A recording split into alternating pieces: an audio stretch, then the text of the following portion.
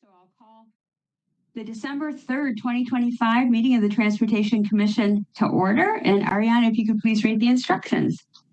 Welcome to our virtual meeting. We're going to cover a few basic items before beginning. If you lose connection at any point during the meeting, you can reconnect by clicking the link or calling the number in your original email. To members and city staff, members, if you're able, please activate your video and keep it on for the duration of the meeting. Staff, if you're able, please activate your video when you are speaking. Use the raise hand feature when you'd like to be recognized to speak or ask questions. Staff, click raise hand when you're asked a question. The chair will do their best to call on committee members in the order in which hands are raised.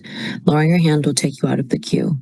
Members of the public who have registered to speak, the name you entered in Zoom must match the name you entered in registration.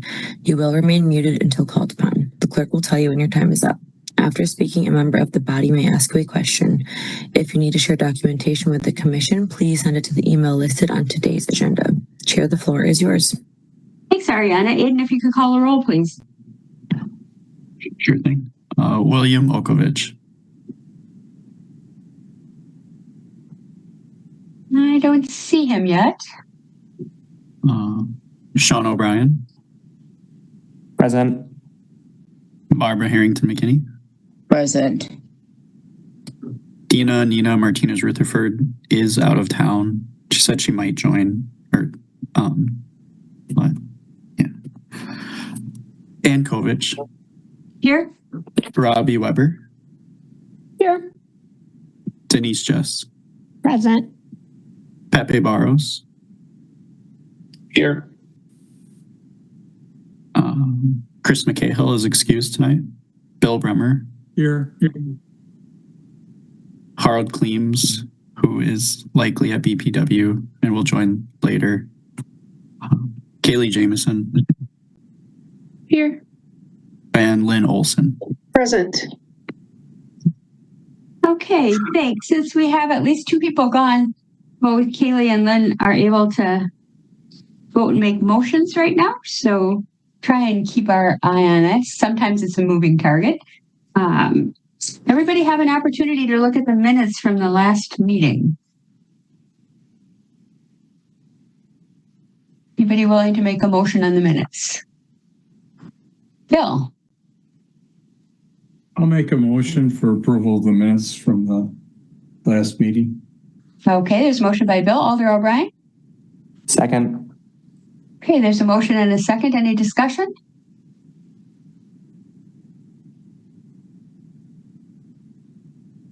Okay, I'm going to assume unanimous consent vote unless anybody wishes to vote no or abstain. If so, please raise your hand.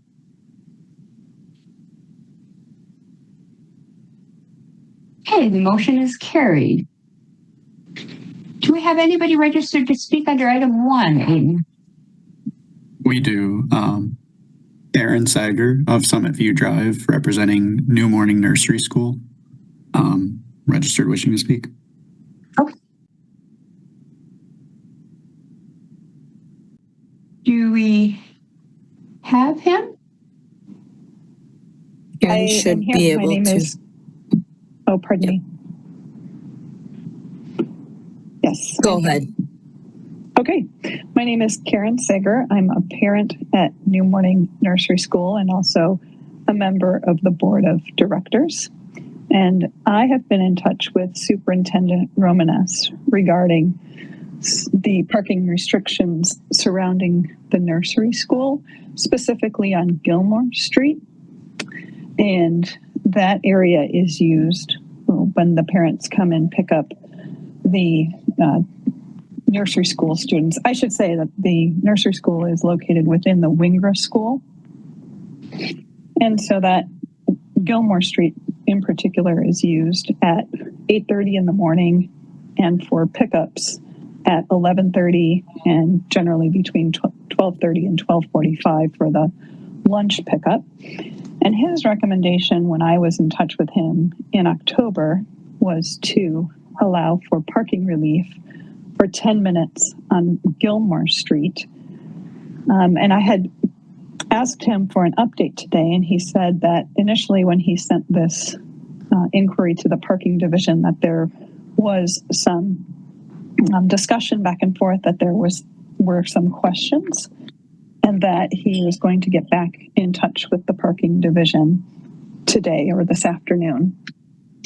And I looked up on the City of Madison website, and lo and behold, I saw that there was a meeting in a half an hour. And so I quick logged on and registered to speak and thought I might make myself available if there are any questions that I can answer for the parking division. And hopefully I'm in the right place. So pardon me if I'm not, but it was a last minute decision to join your meeting. And I appreciate that very much. Sure, and we certainly appreciate you coming. I don't see our the manager of the parking division here this evening because there wasn't anything specifically related to parking on the agenda. But Aiden, if you could pass along the contact information for Karen to Stephanie so that they can get in touch and make sure that they have a conversation.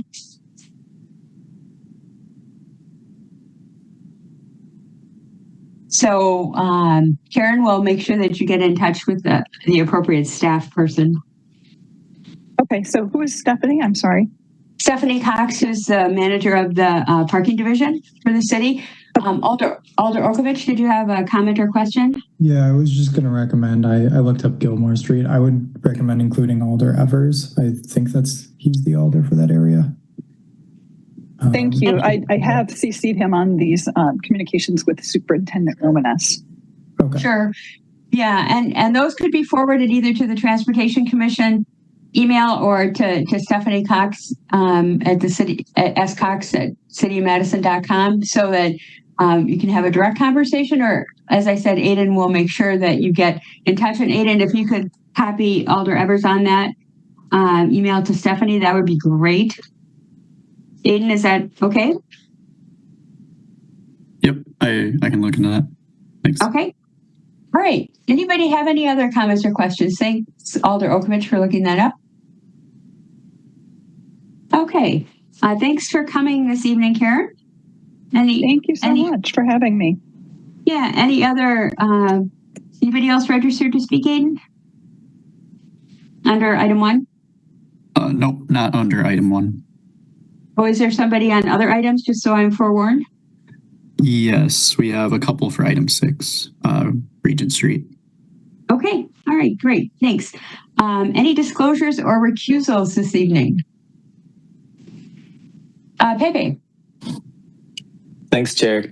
I would just like to disclose that I am hosting a public event at the same time that I'm here at this meeting tonight. So I'm going to be participating partially. That's why I'm going to keep my camera off. But on the flip side, I'm going to make this meeting public at that event. I'm going to have it with the speaker and on a TV. So just so everybody knows, that's why my camera is off. But I'm going to try to participate as much as I can. Thanks.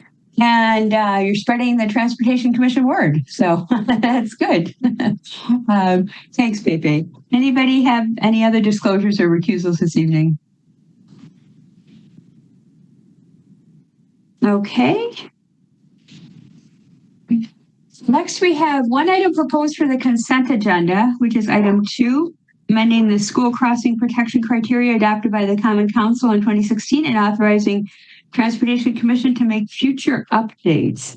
Aiden, do we have anybody registered to speak on this item? No, we do not. Okay. Does anybody wish that this be separated from the consent agenda? Any questions or things that you wish to discuss this evening? If so, please raise your hand. Okay, seeing none, and we have seen this before, and we recommended it. So is there a motion on the consent agenda?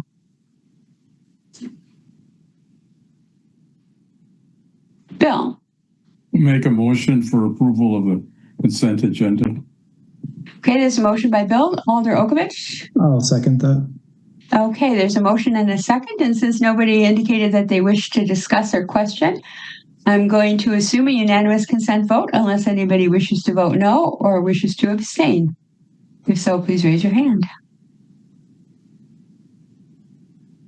Okay, thanks very much. And thanks again to staff for so much work that went into this. Worked on it for a very, very long time. So just Yang, please, I think Kevin is on. Please pass that along to everybody. And you know, if you see Renee, tell her too, because she did a lot of work on that as well. So thanks so much to everybody. Okay, we move on to item 3, which is traffic signal priority list. Jerry, are you doing that then?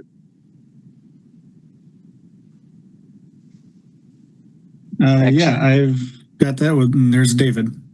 Okay. I'll just give a quick introduction on this, and then we'll let Jerry get into a little bit more of the detail. But I'll just give, again, just the overview. I know many of you have heard this over the years, but to those that are new to the process, we obtain these requests for traffic signals, whether it's residents, alders, sometimes there's city staff that have suggestions for locations.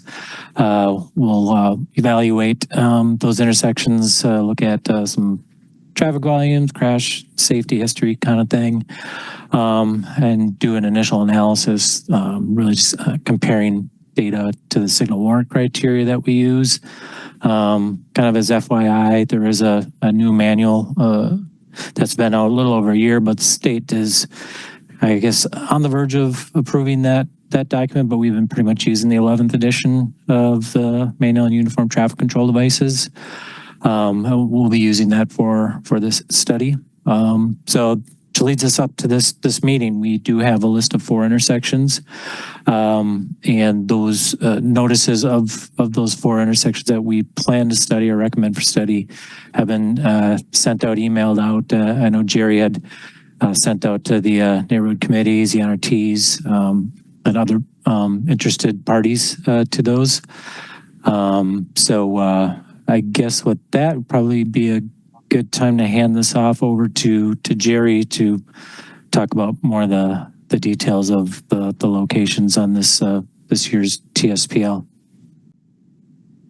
Yeah, thanks, David. I'm going to share my screen, and it's just going to be the Word document or the PDF that's in the attachment, but I'll walk us through that. So, yeah, normally we come to this commission with maybe we'll have 15 or 20 intersections requested, but this year we only had 4.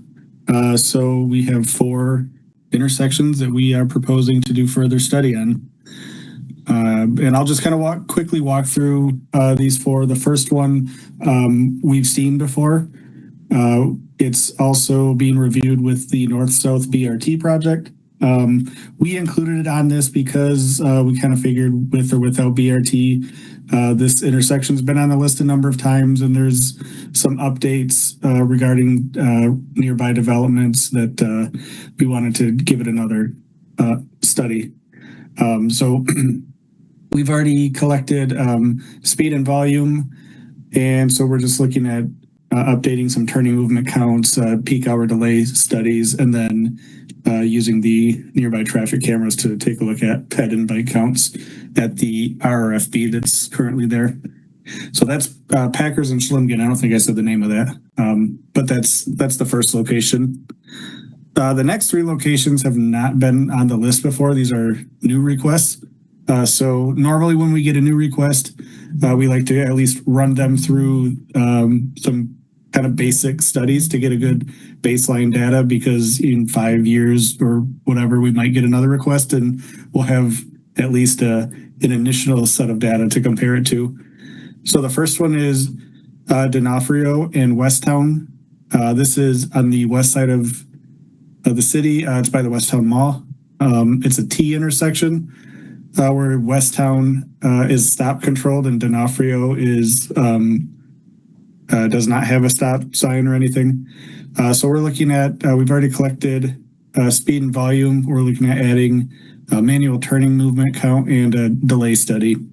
I should also add, we are also looking at other intersection control here. So we won't just look at a signal. We'll also kind of run that through our always stop just to see if the current side street stop configuration is the best versus an all-way versus signal. The next location is High Crossing Boulevard, Lancaster and City View. This is on High Crossing Boulevard, just south of 151, east of the interstate.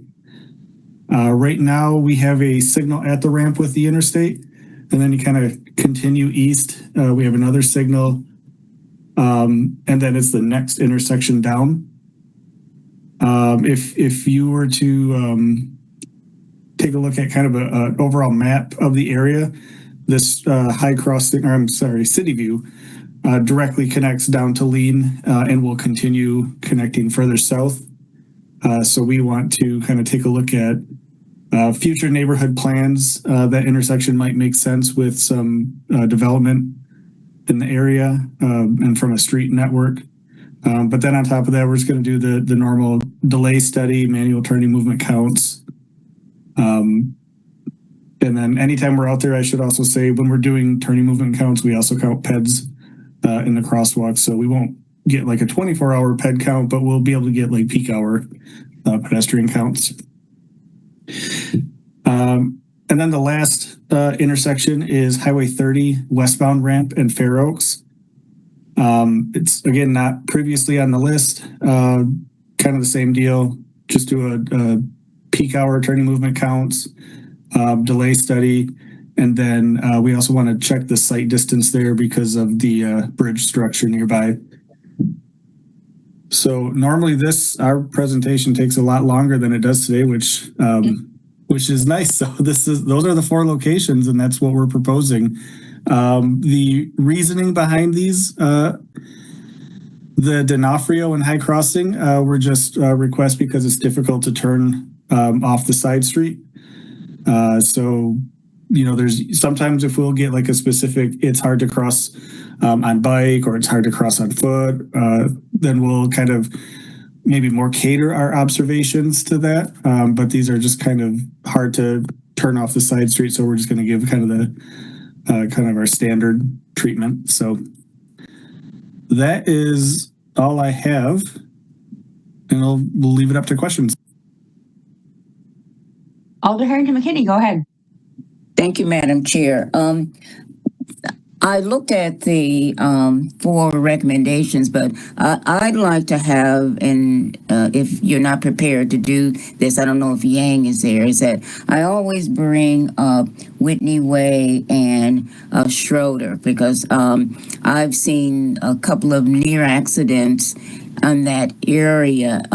What is being done and to mitigate people coming off of the Beltline, people turning from Whitney Way to Schroeder? Is there any study in progress that's going to help that area? Specifically, I'm asking about that area.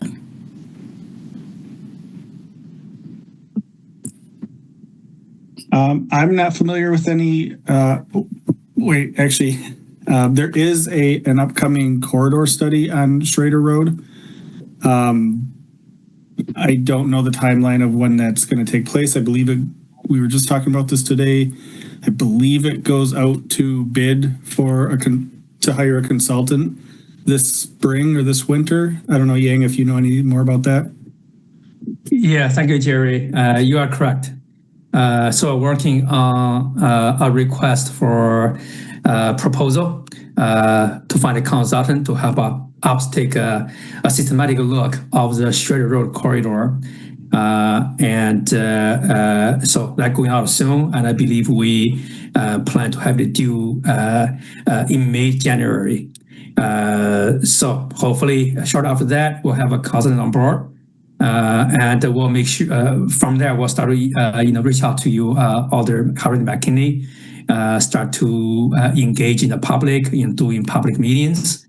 And okay, so actually I have a staff member updating me. Thank you, Jessica. That one actually is the first one we did. One of the first one we did. It's already out. It's due on the 12th, or 15th this month. So I missed up our sequence in all those different projects. So we should have someone on board pretty soon, and we'll make sure we consider, the area that Alder, you mentioned, that definitely is a very challenging area. It's definitely noted. So thank you for a reminder on that. Good, Yang. Thank you very much. I'm glad that you were able to speak to this because I have seen and been involved in near crashes in that area, so I know it's very, very congested. After the study is done, if there are recommendations, is that funding to? And I know you don't know what all of that entails, but will the department be able to navigate and mitigate what that area is, or is there something else that we'd have to look at following the culmination of that study? Thank you. That's a great question. Yes, we'll be able to do a few improvements. We don't have the funding to totally reconstruct the road, but we should be able to make a healthy number of improvements that will be identified through the study. Yeah, okay. That's all funded by the federal grant that we applied for. Thank you. I'm complete. Thanks, Alder. Kaylee, go ahead. Yeah, my question is I heard you mention that we usually have a much longer list than we do this year. And I guess I'm wondering if we looked back at requests from last year to see if any of them merit doing something this year, even though we had a smaller volume of requests this year. So every year we update any intersection that's on our list. So it's kind of a rolling list. So if once an intersection goes on, it'll stay on that list until the intersection control changes. We will update every intersection on that list for crash data. So we'll take a look at how many, what we consider correctable crashes, a traffic signal might correct at every intersection. If anything jumps out to us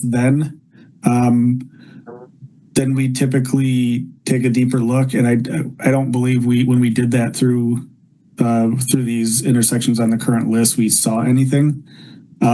As far as any other intersections that were previously on the list but didn't meet, that's kind of why Packer Schlimgen is being looked at again, because we had a development on the corner. We've looked at it before that development went in. We looked at it right after the development went in.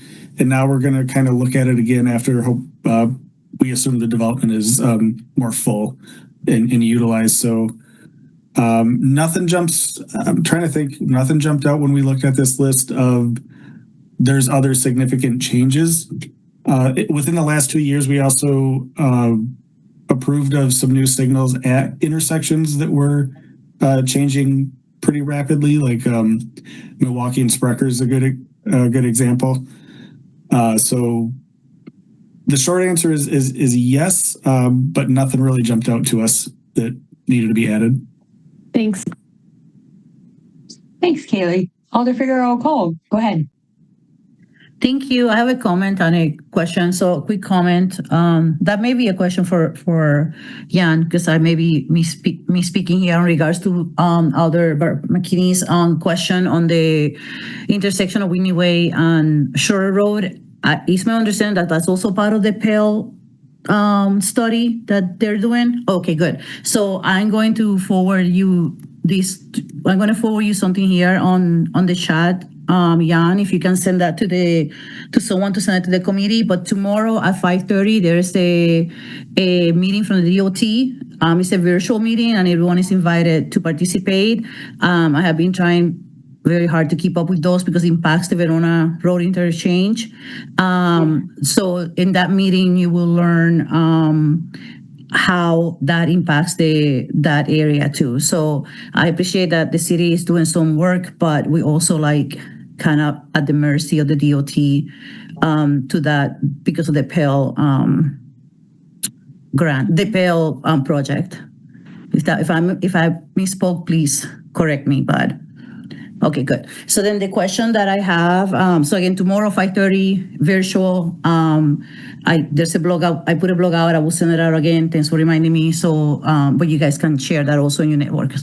So the question that I have for either for one of you guys is about this list. How I received the email with the information about the full list and then the recommendations, but I have to admit I was a little bit lost with the big list. Like I couldn't get my head around reading it.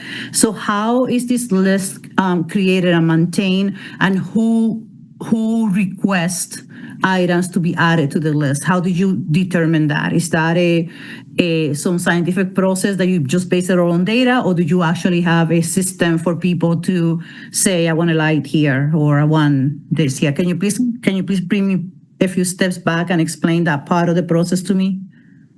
Yeah.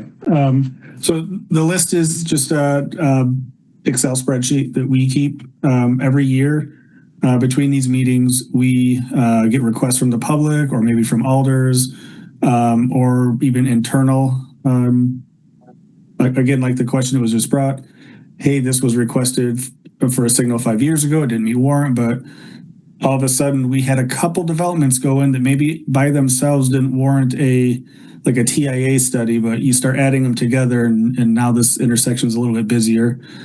So we will add, staff will add those to the list, but a lot of the requests just come in by residents or people driving through or whatever, saying, hey, I'm struggling to make a left out of this side street or whatever. Can you consider a traffic signal? And that's all it takes to consider a traffic signal. We will add it to our list for the year, and then every fall we collect preliminary data, which is speed and volume.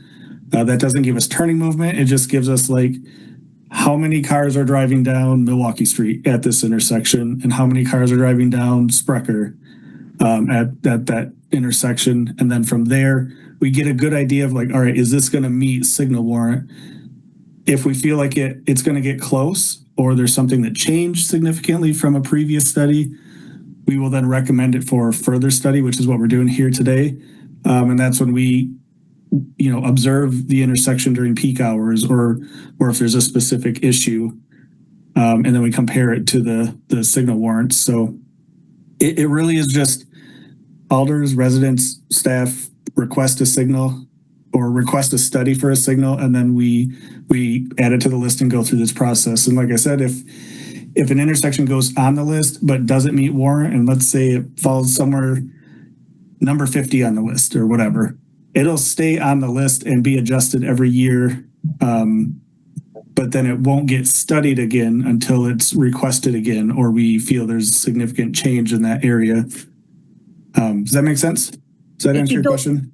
Yeah, it does make sense. I mean, I have been I'm working on a blog that is kind of consuming my brain a little bit on trying to explain the Safe Street process for people to understand how to apply, how to put their street, how to bring up the need for some kind of changes on the street, and referring people to the 600 plus list of projects that we have out there.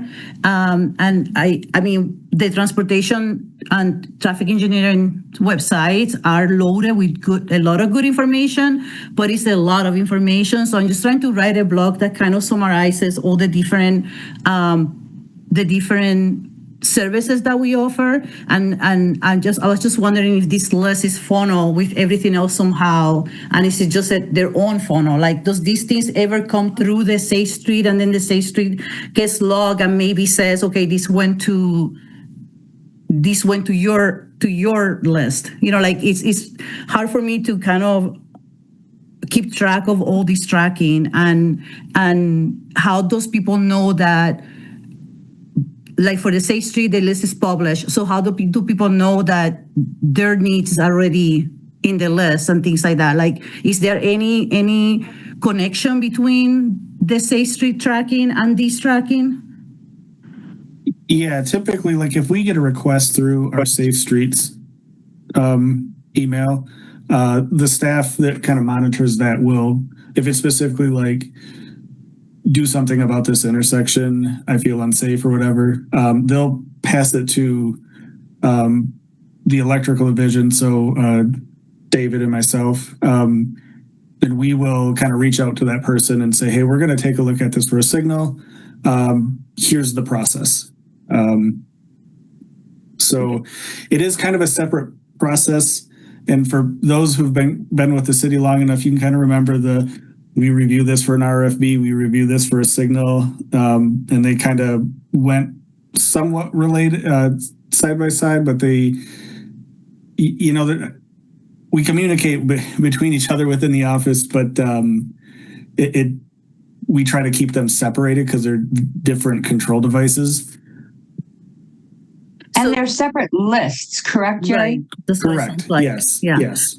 So then again, taking a little bit too much space here from your meeting, but for this particular blog, then I also discovered that there's an actual page on the transportation side where people can enter a request to communicate needs. So would that be the best way for people to communicate a need for the traffic signal using the same form? Yeah, that'll have our contact information, and if they email us, that would probably be the best way. They can. I mean, we've taken requests that are just a phone call. Somebody will reach out to their alder. The alder will communicate that to us. That'll work too. But yeah, Okay. that's probably the best way. It's just to link to that page. Okay. Well, thanks for giving me some space in your meeting. I appreciate it. Thank you, Alder. Denise, go ahead. Yeah, thanks, Ian. Thanks, Jerry. I appreciated your mention.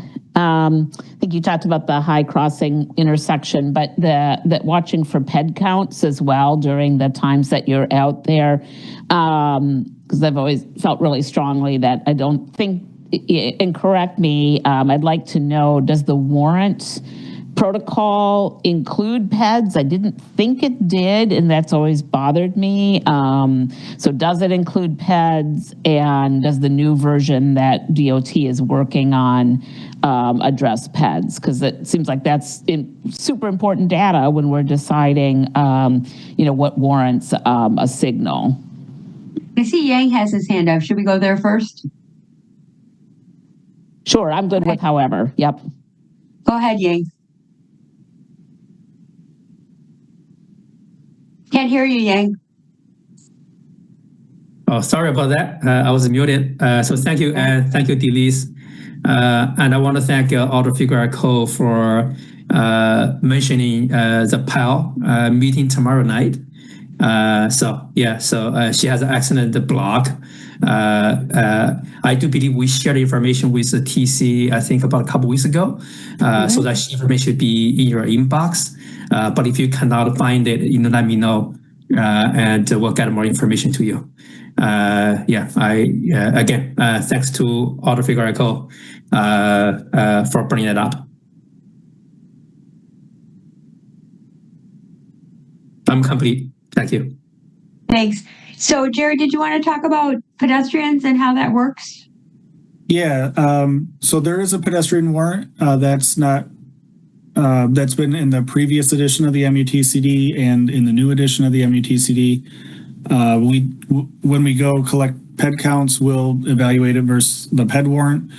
Those numbers the number of pedestrian crossings that you have to warrant a signal based on that PED warrant are very high. It is very rare that a signal meets on PED warrant. It's usually, or an intersection meets a signal warrant on the PED warrant. It's usually one of the other ones, a 4-hour or a peak hour or a crash. I think Henry in West Washington, when we installed that, I think that was like just shy of the PED warrant, and that's downtown. Some of the thresholds change kind of based on the speed and the cross section of the street. But yeah, we do compare that when we are able to get manual counts. We will fill in that field. If we were not able to get counts, you'll just see like a dash in that PED warrant, which just kind of shows it like we didn't analyze that. But it's you need like 70 to 90 pedestrians an hour, or over 1 hour or 4 hours to meet warrant. Yeah, it's a pretty steep requirement. Thanks. That's good to know for future advocacy. I really appreciate that, Jerry. Thanks. Thanks, Denise. Lynn, go ahead. Yes, regarding the traffic signal priority list, I thought it was rich in detail, and I really appreciated this tool, and I was devouring it earlier.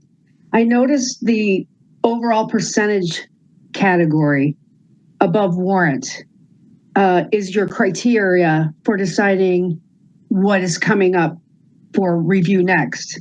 But I wondered, 6th and Dayton on the side street controlled intersections came in at -2 and then another -1 for Junction Driveway and Target.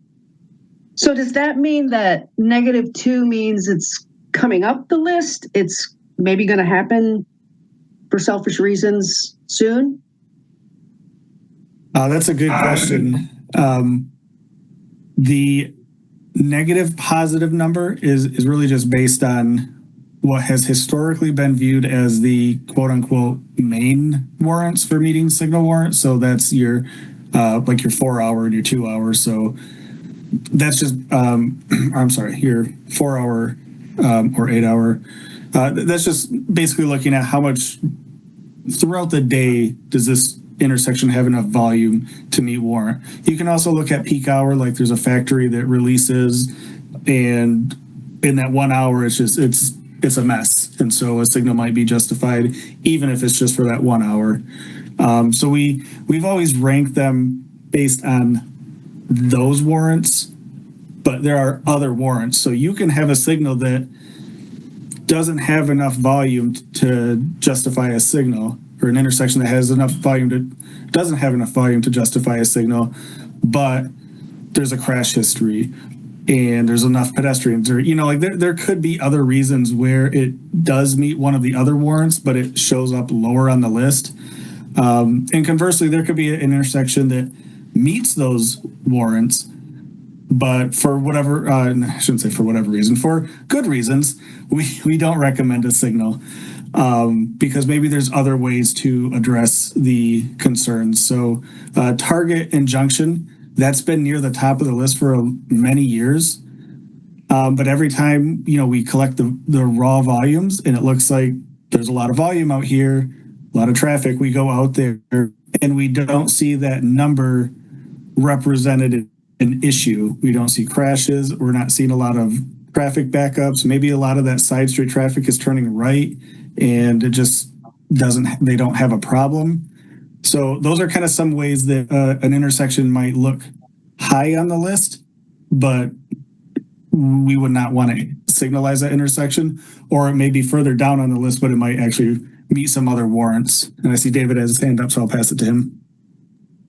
Yeah, one thing I'd like to add to that too is that just to be clear, just because an intersection meets one or more warrants doesn't require an installation of a signal. It's in essence, once you exceed a threshold of one or more of these warrants, it's more or less we should be looking at this a little bit closer. Should we really be looking at a signalized intersection? So you might actually see some on here where we have exceeded, say like a 4 or 8 hour warrant volume threshold, yet we will look at it then and go, still not probably a signal isn't the best application for the intersection. So just always remember that it's more or less, it's an indicator to us to look at consideration. So when it doesn't meet any of them, it doesn't necessarily mean that you shouldn't install a traffic signal, but there's really none of these criteria that are even being met for consideration. Yeah, and the two at the top of the list that do meet traffic signal warrants, in the previous years, we haven't recommended them to install a traffic signal. So Wheeler Road and CV on the far north side of town has a lot of volume. Peak hour, there's a lot of traffic out there. There's not a crash problem. And when we compare the current side street stop condition to what a traffic signal might do in terms of delay, you don't see a lot of benefit. So the judgment call there is a signal wouldn't really improve overall operations, and we're not seeing a crash problem. So even though it there's a lot of traffic volume, we're not recommending installing a signal there. Just to kind of give an example of that at work. Well, I'll even add to that, Jerry, too, because I believe that one is on a curve. And if you have a traffic signal to that location, also realize every form of traffic control has its pros and its cons. So adding a traffic signal on a curve, say like in the wintertime, could actually increase the number of crashes. So there's a lot of different things that you have to start looking at, even though it may meet thresholds. Okay, great. Thanks, Lynn. Anybody have any other comments or questions? And if not, we would need a motion to approve the traffic signal priority list for further study. Bill? I'll make a motion to add to a further study on the 4 intersections that were proposed. Okay, so a motion to add for further study on the 4 intersections proposed. Is there a second? Alder O'Brien. Second. Okay, any discussion? Bill, did you wish to speak on your motion?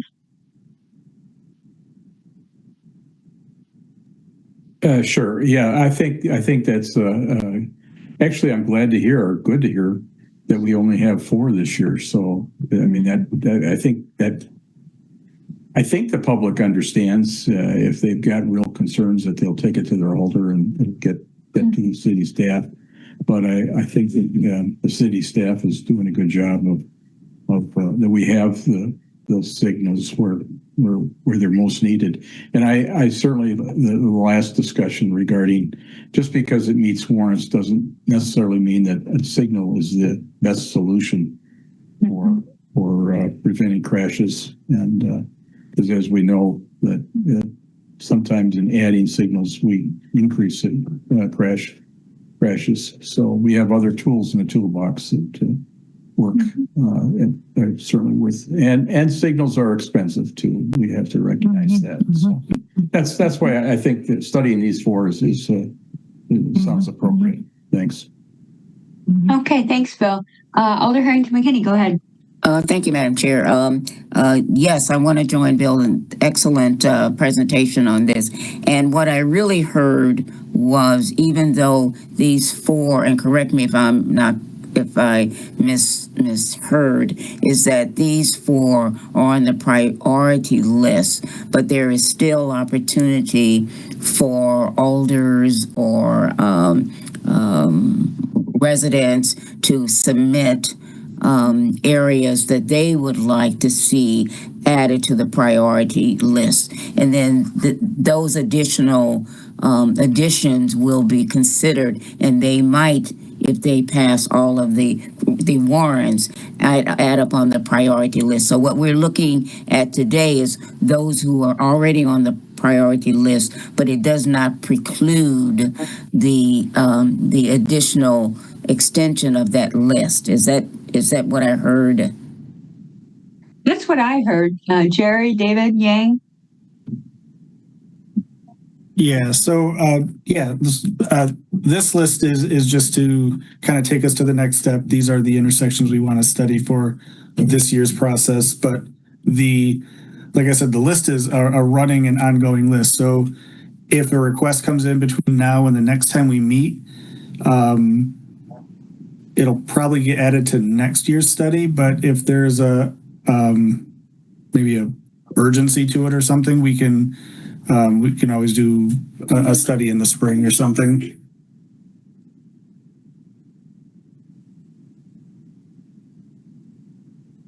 Yeah. Okay. If I could just add real quick too. Yeah. Just to maybe kind of explain the rest of the process. So once these are all approved, we have the motion on the floor. If this gets approved, we will study these 4.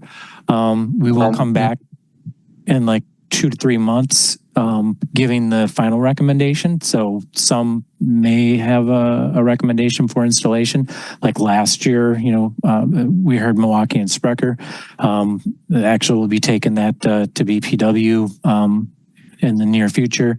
We're nearing completion of the design. So all of that has to happen, but it's a once a year event where this list gets brought forward to TC and finalized. It's more or less to finalize the process. So to answer the question, by certain, bring these items to us and, then most likely, at this point in time, we would be adding them to next year's list. Because there's quite a bit of a process that happens after this that, we don't want to really kind of be always adding them in as part of the year, like as part of our capital project process and everything like that. We kind of need to formalize this process, and that's why we're here today, to just finalize that list and get that approval. Thanks, Jerry. Thanks, David. It's a long process. A lot of study and a lot of work goes into it, but it's always available to add to the list. And I think staff is looking to hear from you and from residents as you have concerns. And as Jerry said, one of the things that I've learned over the years I've been on the Transportation Commission is there are a lot of options. As Bill was talking about, a lot of different tools in the toolbox, different ways that you can solve a problem, and a traffic signal isn't always the best way to do that. So I think we've been very innovative in what we've tried to accomplish with traffic safety here in Madison. And thanks to staff for bringing a lot of those great ideas forward to us. There are other comments or questions. The motion on the floor is to add for further study the 4 intersections proposed by staff. Any further discussion? Okay, I'm going to assume a unanimous consent vote in favor, unless anybody wishes to vote no or wishes to abstain. If so, please raise your hand. Okay, the motion is carried. Thanks, Jerry. Thanks, David. So next we move on to item 4, which is Planning Division staff update for the Southwest Area Plan. So we have Ben and Urvashi. Am I saying your name right, I hope? It's Urvashi. Urvashi. Say it again. Urvashi. Urvashi. Thank you. And hey, Ben. So welcome. And Aiden, I just want to confirm, do we have anybody registered to speak on this item? We do not. I'm sorry, I didn't hear you. No, we do not. Okay. So normally we have the presentation and then we go to questions or comments. But if there's like an urgent question in the middle, since we don't have anybody registered to speak, we certainly can consider that if it's something that would help make everybody understand what's going on. So Urvashi and Ben, go ahead. Go ahead and share my screen here.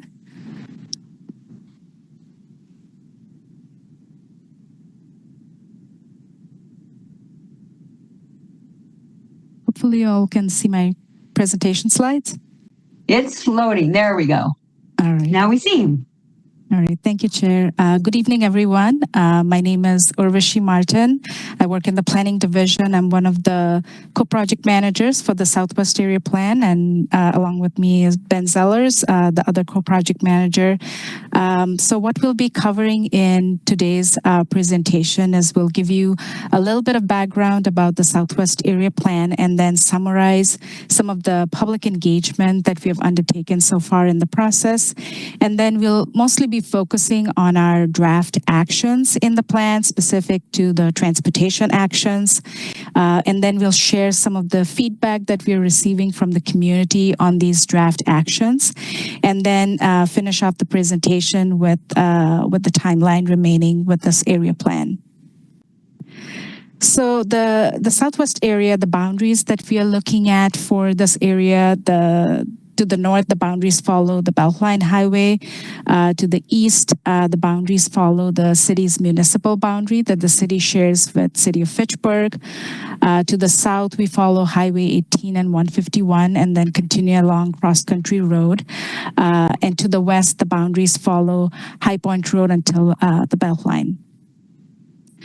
In terms of some of the public engagement that we have undertaken so far in the process, we've had some public meetings, both in-person and virtual meetings. We also had an online commenting map on our website that got a lot of location-specific comments. We also did a two-part community survey. We also had a March Madness bracket-style exercise. Some of the other engagement that we did, we met with some of the neighborhood associations in the area, some neighborhood organizations like Meadowood Health Partnership, South Madison Action Coalition, some of the schools in the area, school districts, also the NRTs and others. We also partnered with the UW People Programs urban planning class that works with Memorial High School students and did some youth engagement. We also partnered with the Nina Collective organization to host some focus group meetings in this area. In the first phase, we had 5 focus group meetings, and then just recently for the second phase, we completed 4 focus group meetings to get feedback on the draft actions. We also did some pop-up outreach where we popped up at various community events, like events at the Meadow Ridge Library, community dinners, food pantries in the area. Also did some Bike to Work Week events at the Southwest Commuter Path. We also hired some community partners to help us engage with the underrepresented communities. We also did 2 neighborhood walks in the area, one in the Allied neighborhood and one kind of by the Elver Park area. We also did a business walk to engage with the business community and engage with over 150 plus businesses in the Southwest area. And then we have also done some Boards Commission and committee check-ins. So you might recall we were at the Transportation Commission in June to give an update on this process, and we are doing some more updates to the other Boards Commission and committees this month to kind of update them where we are in this process. This is just a slide to kind of highlight some of the feedback that we received in the first phase of the process that helped us develop the draft actions in the plan. So transportation was a key topic that we received a lot of comments on, and speeding and dangerous intersections, missing sidewalks, and others were some of the issues that were elevated for transportation that helped us develop the draft actions in the plan. So now I'm going to jump into some of our draft actions in the plan and just briefly go over some of our land use recommendations. This map shows some of the future land use recommendations that we are making. And just to highlight some of the changes that we are making, we are increasing some of the allowable development and intensity of mixed use development at several locations, like the areas north of Schrader Road, also along Raymond Road, at some existing single-use strip mall areas like the Meadowood Shopping Center, McKee, Maple Grove intersection, and also along some key corridors like along McKee, McKenna Boulevard, Watts Road, and some other key areas, corridors in the area to allow for some additional housing and also support new mixed-use nodes for neighborhoods so people can walk to destinations and areas. In terms of transportation, we have a planned street network map. We are recommending some street connections. Some of the connections that we wanted to highlight here are a couple of officially mapped street connections. The Whitens Schrader Road realignment, that is a street that was officially mapped back in the 1960s, so it has been officially mapped for a very long time. That street connection would occur when the Whitens property redevelops. Right now, there are no plans for that. The other officially mapped street is the Hampshire Place connection that connects to Suffolk Drive. That's the image on the right here. That is a street that is already officially mapped. Another street connection that we are recommending to officially map is the Meadow Street Drive, which is right here. That kind of dead ends here. We are recommending extending that to South High Point Road and recommending that that that street be officially mapped. That was a recommendation that was made in the High Point Raymond Neighborhood Development Plan. That is a plan that was developed a few years back, and we are carrying forward that recommendation from that plan. In terms of sidewalks and pedestrian safety, we heard a lot of comments about missing sidewalks and the desire to fill in some of those sidewalk gaps. The kind of the northeastern part of the southwest area has a lot of sidewalk gaps, and we're recommending filling in some of those sidewalk gaps in our pedestrian network map through as the streets are reconstructed, and also through Safe Streets Madison program. And we are also prioritizing some of those sidewalk connections, especially the ones that are adjacent to major streets and also school areas. In terms of path and bicycle network, we received a lot of positive comments for the Hammersley path that was completed, and the desire to further extend west to Elver Park. We are recommending that in the plan, the extension of that path. We're also recommending adding more pedestrian and bicycle connections to and through Elver Park to improve the access of the park from the south and west of the area. We are also recommending adding separated bike lanes on Whitney Way, the section of Whitney Way between the Beltline and Raymond Road. Some other transportation actions highlighted here. We are recommending improving the Seminole Highway bike lane to an all ages and abilities standard for the segment between the Beltline and Cannonball path to improve the safety of that the bicycle lanes there. Also for the intersection of Cross Country Road, Maple Grove Drive, and Nesbitt Road, we are recommending installing a roundabout at that intersection. It's a four-way stop sign right now, and we're recommending installing a roundabout to improve the safety of that intersection and also the traffic flow. In terms of transit, we heard a lot of comments about lack of transit service on Hammersley Road, and we are recommending studying the feasibility of restoring transit service along Hammersley Road. Also, there were several comments about Route D that serves the southwest area. There have been some comments about overcrowding on that bus route, especially during peak hours. So we are recommending contingent upon funding availability, considering adding additional buses on Route D, especially during those high-use peak times to alleviate some of those overcrowding issues. We also heard a lot of comments about lack of bus shelters at some of the bus stops, so we are recommending adding bus shelters or benches at some of those bus stops.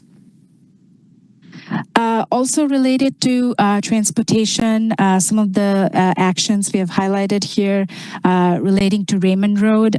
We heard a lot of comments about traffic safety issues along speeding and other issues on Raymond Road. So as a short-term solution, we are recommending adding things like bump outs or rapid flashing beacon or no turn on red and other initiatives like that to address some of those pedestrian and bicycle safety issues. And as a long-term solution, when the street is reconstructed, consider reduction of travel lanes over the cross-section to improve some of those pedestrian and bicycle safety issues. Schrader Road, that was also commented a lot on about traffic safety concerns. We are recommending, that also came up in the discussion at the last item where Yang mentioned about the Safe Streets for All grant. So we're recommending that through that Safe Streets for All grant, identify some projects to improve some of those traffic safety issues along Schrader Road. There were also several comments about the safety of students living along Schrader Road, walking to Anana Elementary. So one of the partnerships that we are recommending in the plan in partnership with MMSD is the possibility of busing the students living along Schrader Road by designating Schrader Road as an unusually hazardous roadway. We also have several transportation-related actions in the health and safety chapter. We are recommending 12 of the transportation corridors within the Southwest area to be considered for Vision Zero speed analysis to consider various kind of intervention and traffic enforcement and other traffic calming measures along those corridors to improve traffic safety.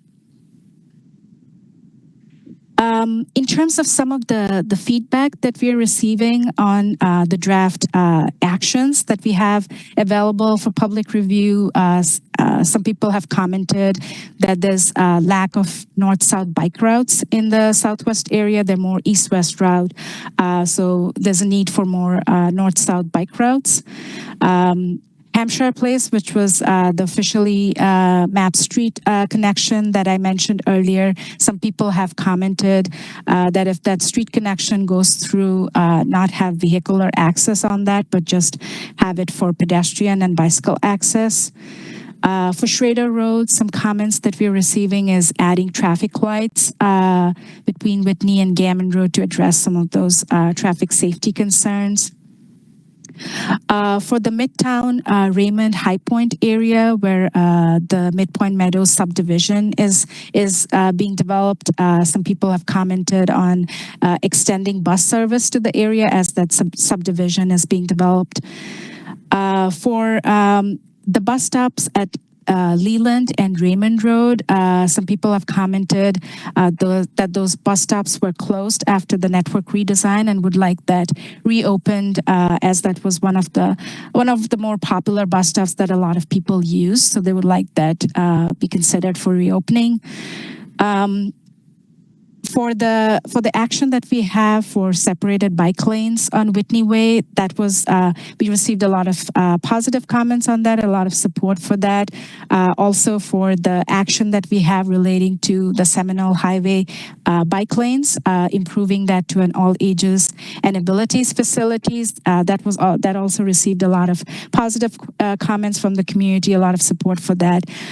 We have also received some comments about including McKee Road on our list of Vision Zero speed analysis. Some people have commented that there's some new bus stops that have been added along McKee Road, and there's some safety issues with crossing the street to access the bus stops, so they would like that be considered for on our Vision Zero speed analysis list for some traffic calming and other measures. Some people have also commented on adding Watts Road to our pedestrian network map and add that to our priority sidewalk connections. Currently, there's just sidewalk on one side of that street, so that is something that people have mentioned as well. In terms of the timeline where we are with the Southwest Area Plan, we are starting the third phase of the planning process. So we are in the fourth column of this chart, and we are starting to finalize our draft actions based on the public comments that we're receiving, and also the comments that we'll be receiving through the Boards Commission Committee check-in and other reviews and input.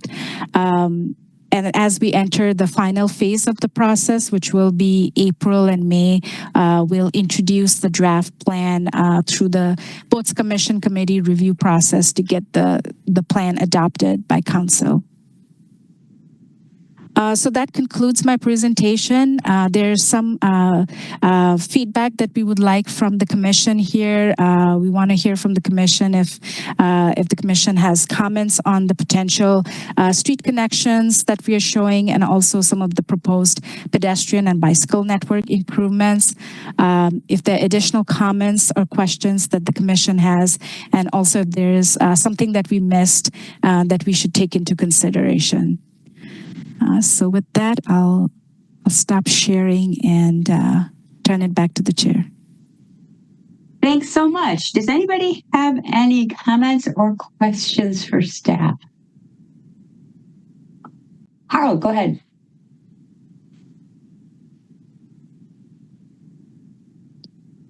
You're muted, Harold. Thank you, Chair. Thanks for the presentation. Very comprehensive. And yeah, I do have a couple of questions and pieces of feedback, maybe in kind of reverse order anyway. You mentioned that one piece of feedback was the lack of north-south bike connections in the area, which is, I think, something that, matches my experience as well. I don't think I saw a lot to fix that in the plan. Do you have thoughts on that? Yeah, we did look into some opportunities for expanding or adding some of the north-south bike routes. Like we looked into some of the greenways that kind of are north-south within the southwest area, and kind of asked our stormwater engineering colleagues to see if there are opportunities for adding maybe some shared use paths along the greenways.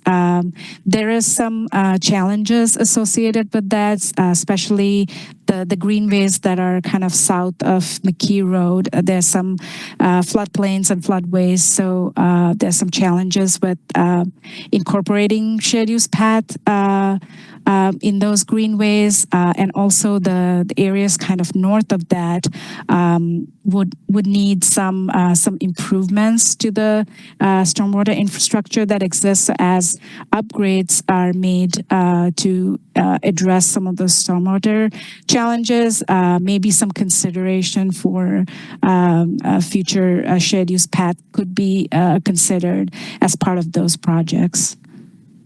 Okay. I mean, the one thing that struck me and that maybe addresses a number of issues with like high injury network and the north-south connection is McKenna and Gammon Road, which I think on your map of bike connection shows up as a bike connection, but it's certainly not a all ages and abilities facility, and it is high injury network. There's a history of crashes. The closer you get to the Beltline, in my experience, the worse it gets. And I know there's constraint right away, but I think including, like, at least looking at that as a potential improvement, I think that would be really important, because that gets you across the Beltline, which is the other barrier. I mean, it's at the end of the study sections, but yeah, I think that would be one thing I would suggest. Yeah, you asked for feedback on the planned street connections, and I think we got an email from a member of the public who also raised that. They're the ones that you presented at the meeting, because I guess they are new. But then when you look at the story map of the planned street connections, there's also a whole bunch of other ones that I assume have been in there probably for a very long time. There's like the one at Struck Street across the Beltline. There's another one across the Beltline. And all these seem like, I mean, I'm kind of wondering if they still make sense to be included here. And then the other thing is, I assume, I mean, they're very unlikely to ever happen in the future, right? Because just the Beltline. Yeah. Ben, I think you were going to say something.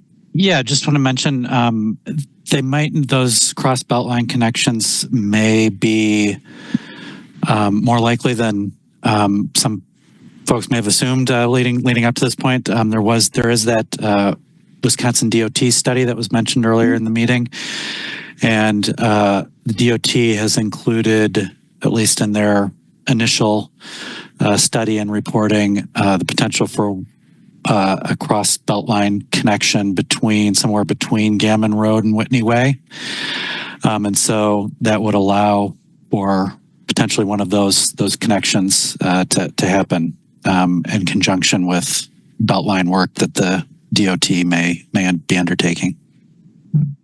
Okay. That's good to know. And then, yeah, I guess it makes sense to coordinate that okay. And then one thing that I didn't see in the plan as like a focus area is the Gammon and Watts intersection. That's where Woodman's is, where there are a bunch of destinations, and if you've ever crossed there on foot or by bike, it is very bad. There's a lot of lanes. I think there have been some safety improvements made for people driving, but yeah, I think specifically calling out that intersection for improvements for walking and biking, I think that would be good in the plan if it's not already in there. We do have the Gammon and Watts in our Vision Zero speed analysis map for potential traffic calming considerations. Okay. Yeah, I think it's really the crossing. Speeds, it's signalized, so I don't think the speeds necessarily are the problem. So yeah, maybe something more can be done there, but yeah. And then I guess one question about the transit recommendations. So there were some comments on Route D. Do these plans usually have like recommendations on service changes, like, run more frequent service? That seems to be like often these plans are like very long term, and this seems like a more specific, immediate concern. Yeah, there were some comments about service improvements, and we discussed that with Metro. And since Metro just recently went through the network redesign, they have made service improvements. And in terms of any kind of long-term service improvements, it's also kind of contingent on funding availability. And based on our discussions with Metro, it seemed like any kind of service improvements or improving the service in the area would have to be like tied to funding availability, and that's very unlikely at this time. So some of those type of actions didn't get prioritized based on what we heard from Metro. Okay. Yeah, those are good suggestions, and it's good to share them with Metro, but yeah, I'm not totally sure if an area plan is the right place for them, just because of, you said, like, it's a different problem, like bus stops where we need those make sense for an area plan. Service improvements, I'm less sure about. All right, thanks. That's what I have for now. Thank you. Thanks, Harold. Alder O'Brien, go ahead. Yeah, thank you. Thank you for coming out this evening. I also have a question about the D line, and this also might kind of blend between the Southeast and this area plan too, so pardon me on that. But so I know that the D line is packed on kind of like both ends of it when it gets out to the far parts of it. Are you kind of picturing or having conversations with Metro about this being like a D3 almost, or anything like that? And is the development at the Voigt Farm being considered as part of like how that is going to impact ridership on the D line, because that line also runs kind of way up there in the Southeast area plan, and that is scheduled for a lot of new housing. And so again, recognizing that this is stretching between two area plans, I'm not really sure who this is for, but kind of curious on that. I think, hello, everybody. I'm Rebecca Kinnair. I will be presenting the Southeast Area Plan in a little bit. And Alder O'Brien, I do think that's kind of like when we talk about some of the needs for north-south connections and a few things in the draft plan for that, is that we're not being as specific about like what that might actually be, kind of like what Harold was saying in terms of like we're trying to notice what things are missing and what might impact choices and what opportunities might be, but we have not gone as far as looking at like is there a D3, for example. Okay.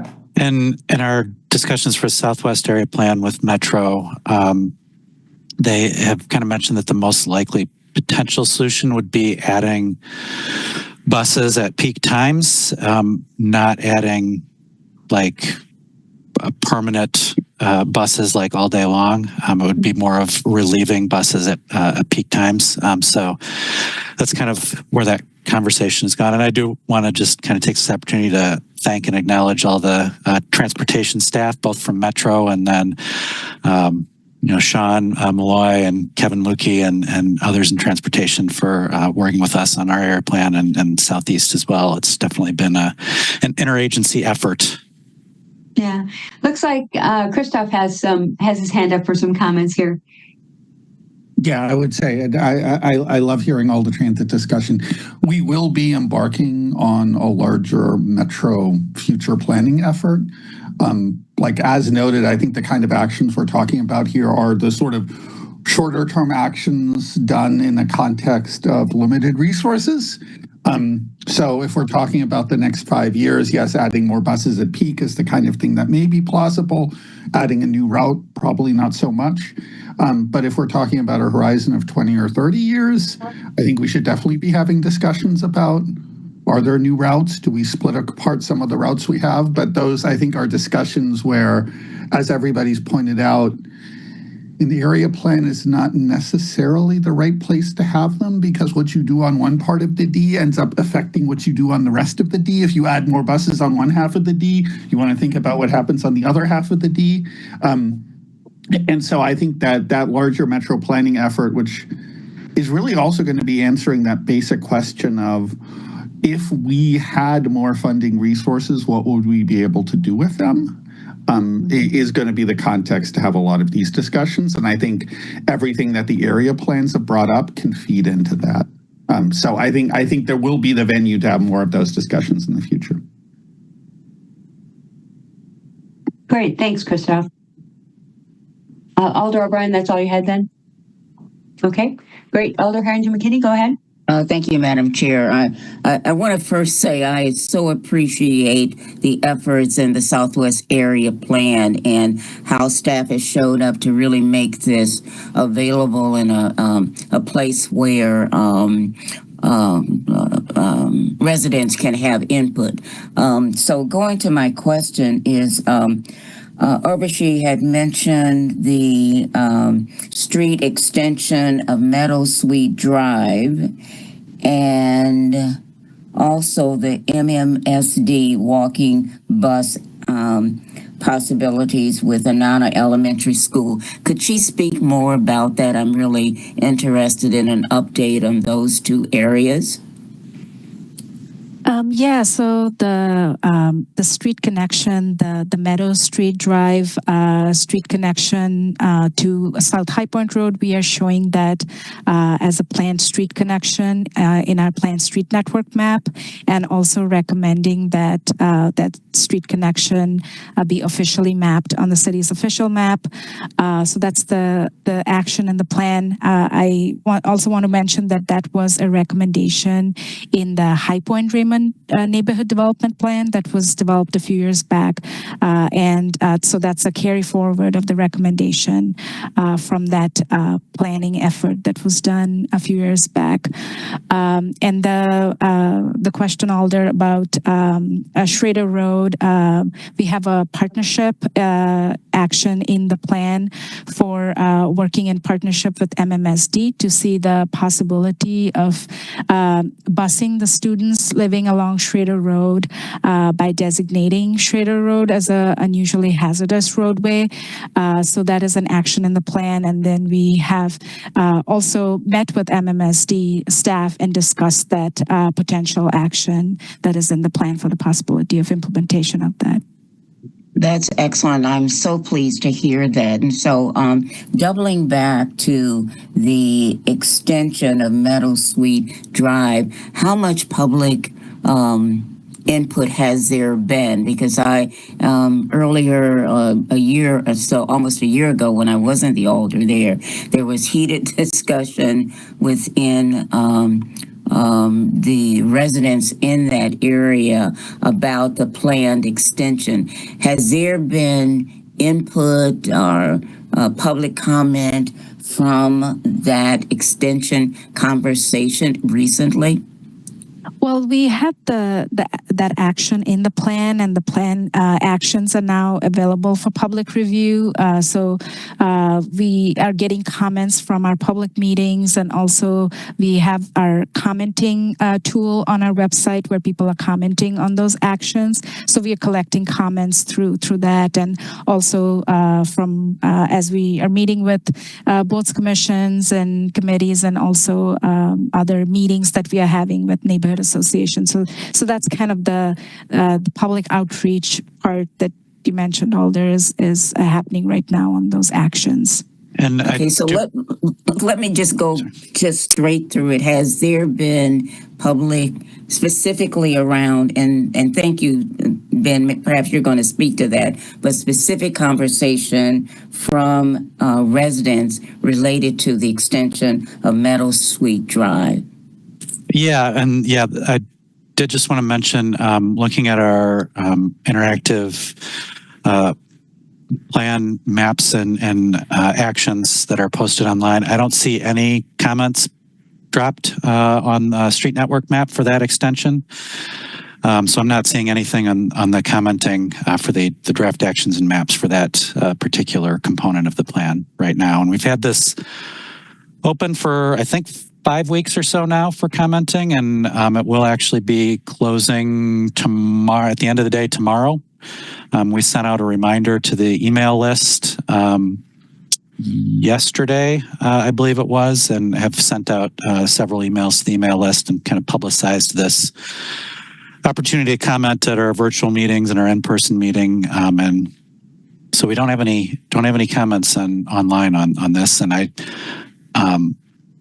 don't think, I'd have to double check, but I don't think we have any comments that we've gotten at the virtual meetings or in-person meeting on this particular extension.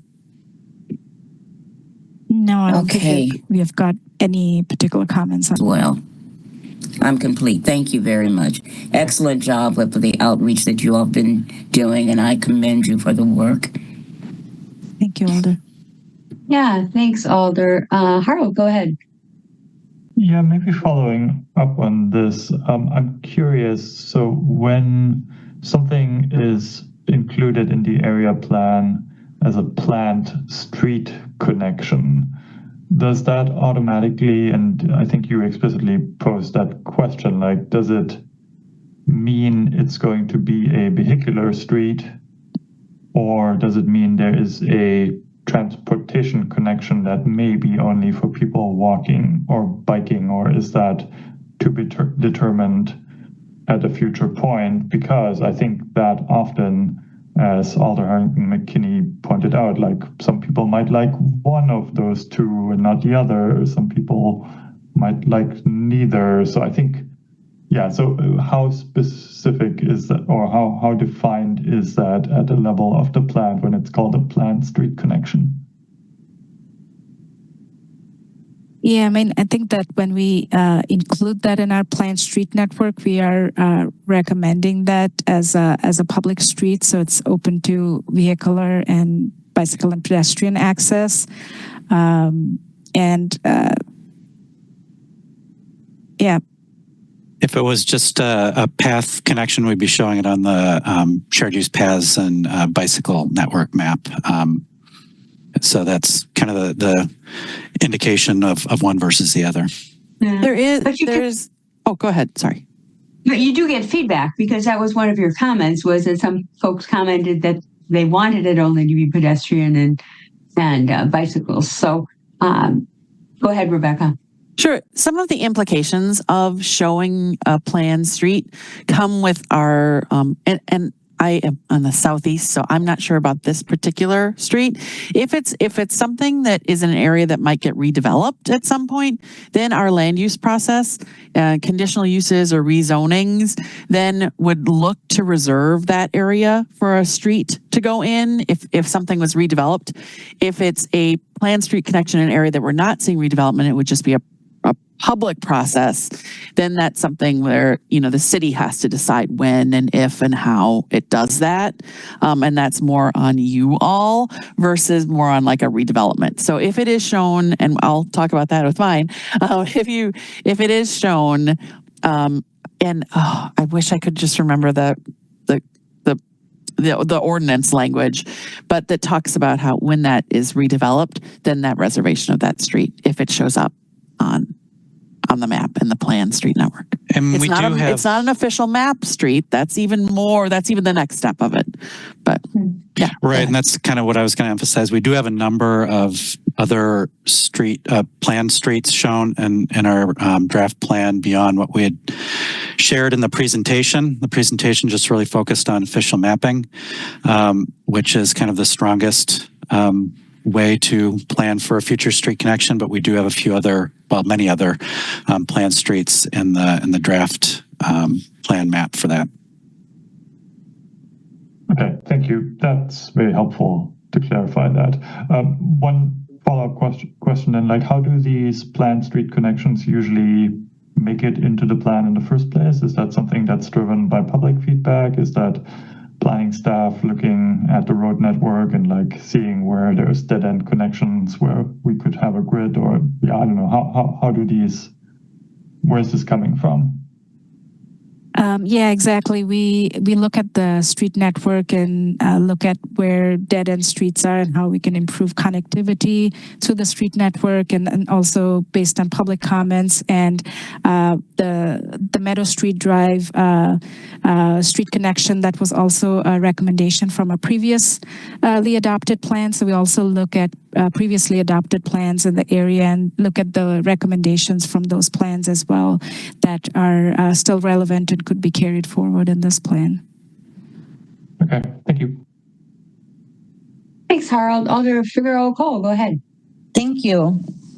I just want to echo the sentiment of the hard work that has been done on this plan, like any other plan that we had done so far. So I'm grateful for all the community engagement and all the work that is behind getting the communications out. But I also want, or I shouldn't say but, and I also want the commission to perhaps acknowledge something that was mentioned in passing that I'm sure you don't get often to hear the outcome of the projects that you approve. That you approve for development. And one of those projects was a very, very controversial project that ran with a second controversial project, which was that Hammersley Road bike path. And as you heard from the presentation, there has been overwhelmingly positive feedback of that path, even though that you guys had to sit there for so many hours and many meetings about it, along with the far west sidewalks that were discussed. So I wanted to bring that back up to celebrate the little wins where we knew that was an important pedestrian connection, and it was a lot of robust engagement and perhaps not loved, but then now that it's functional, really, I haven't had any complaints about it, and people do like it. So for you guys, thank you for your hard work too. Appreciate it. Thanks, Alder. Any other comments or questions? An amazing amount of engagement within the city and staff. I think sometimes we lose sight of how much time you spend behind the scenes working with city staff as well as out in the community with all the engagement. So really an amazing amount of engagement to put together a very comprehensive plan. Great questions. Harold, did you have another? You're muted still. There you go. Long meeting. With the Meadow Street Drive connection specifically, I was just looking at the map and was reminded of some discussions about that section of High Point Road and the other side being developed right now. Is there going to be a street on the other side there that's being built right now? I don't recall off the top of my head how that subdivision aligns with stuff to the east of High Point. I don't know, Urvashi, if you recollect or not. No, I don't. Okay. yeah, I mean, I think that probably makes a bit of a difference in terms of connectivity if it has something to connect to on the other side. And yeah, that was my question. Thank you. Something to look at. Thanks, Harold. Other comments or questions? Okay, hopefully that was the feedback that you were looking for feedback. It doesn't appear that you need any kind of motion. You're just looking for feedback at this point. Anything else that you need from TC? No, I think this is really helpful discussion and a lot of good feedback. Thank you so much. Okay. All right. Well, thanks so much. I imagine we'll see it back again when it comes back through the Common Council referral. So thanks so much. Yes, thank you. Thank you. Yeah. And good segue into the update on the Southeast Area Plan. Rebecca, go ahead. Good evening, everybody, and good evening to all of Pepe's folks who are watching this. So hopefully you found this fun and interesting. I certainly, love planning and love talking about all of this. I'm going to share my screen as we do. All right. There we go. All right, I'm going to check. Does everybody see the screen? We do. Okay, just wanting to make sure. We have a bunch of stuff off to the left side. So if you want us to just see your slide, weird. You might have to do a different view. Yeah, that always happens, doesn't it? Yeah. We're going to try something else. Okay. We're going to try something else. I will start by saying I was very lucky in that Urvashi did most of my work this evening in talking about kind of all of the outreach and everything that we have done. There we go. I'm just going to let it share the window, and that's okay because it's what it is. That's better. That's what it is. Yep. All right. Yeah. So, like a slideshow or something so we can see. Well, that's what I was trying to do, and it wasn't. Let's try again. Something. Yeah, but then you guys don't see it. You see all of the next slide stuff, don't you? Not if you do a full screen. I think that then we don't see all your stuff. Like in the lower right-hand corner, the slideshow button. Yes, it's all of these Zoom things that are in the way. Because it's really hard to see when we're on a laptop. Yeah, that is still doing it, isn't it? Where it's seeing everything. Are you seeing the whole slide, or are you seeing the next slide again now? We're seeing your options at the top of the screen, some options on the side of the screen and at the bottom. So we're not just seeing the slide. I think that's what Robbie's talking about. Yep. No, and that's what I'm trying to do in Urvashi did it, and now it's not working for me. It is not working. Okay, I have an idea. And I wish this was working. And I apologize. And I will just start talking a little bit while we're doing this, though, so that we're not just all sitting here. And it's not working. Those of us on the commission can follow the slides in our packet, but this is for the people who might be watching. No, of course, Robbie, you are absolutely right, and we're still. There we go. I think we're better. We still see you. You still see me? Yeah. Oh, it's embarrassing. I was so good at this just the other day. Okay, sure. I'm going to try one more thing now. Content only as background. Let's do that. No, I don't want me. Sure. And then we're going to try this again because I think I changed things. Are you seeing it? Yes. Yes. Yay. There Okay. you go. Yay. Sorry. All right. So, now we just have to be able to change slides, which is not working. This is why Ben and Urvashi go to the office to do this. And I need to do that because why isn't it switching slides when I press forward? Can you just use your down buttons? Oh, I am.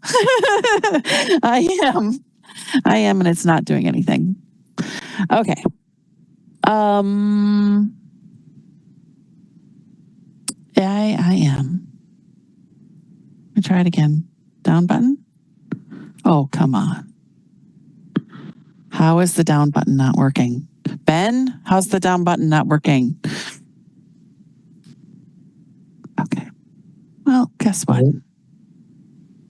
I'm just complaining about my own computer.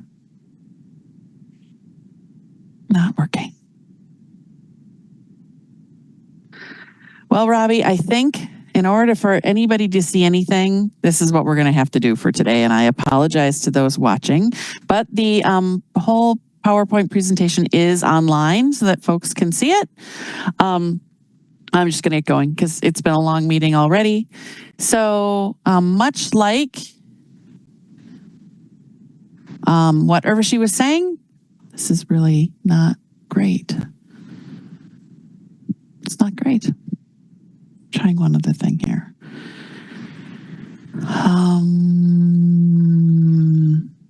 Why can't we see the whole thing?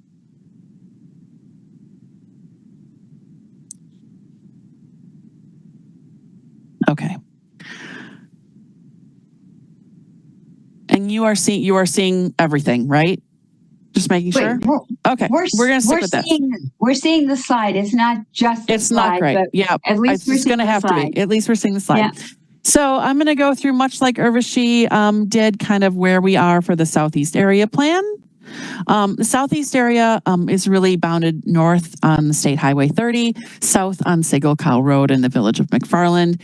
East is Interstate 3990, and then the west is the city of Monona and Lake Monona. And the 2020 census showed about 11,000 plus housing units, a little over 25,000 people, and about almost 26% were Black, Indigenous, or people of color, and Hispanic or Latinx. I grew up in this area, so I know it well.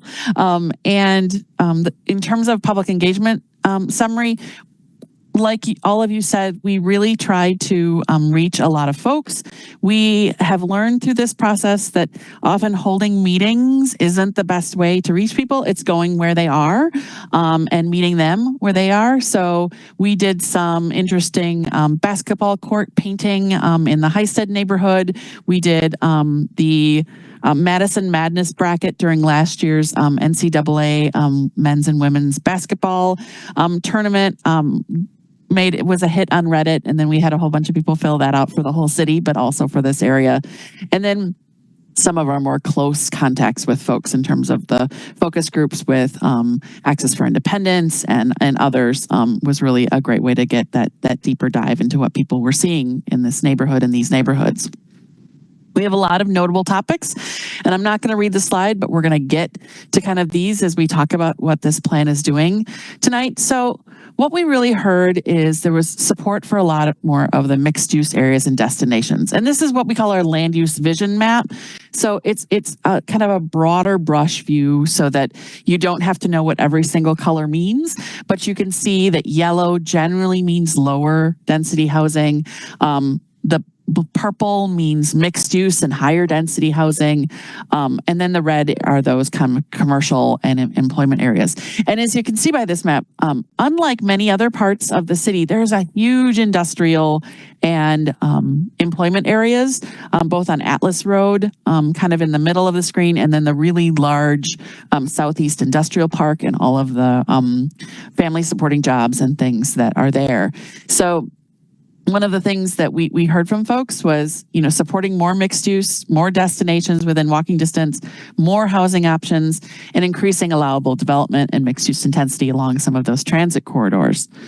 So we did that by really increasing the ability to do more and higher density mixed use and multifamily housing, especially along Milwaukee Street, Cottage Grove Road, and Atwood Avenue.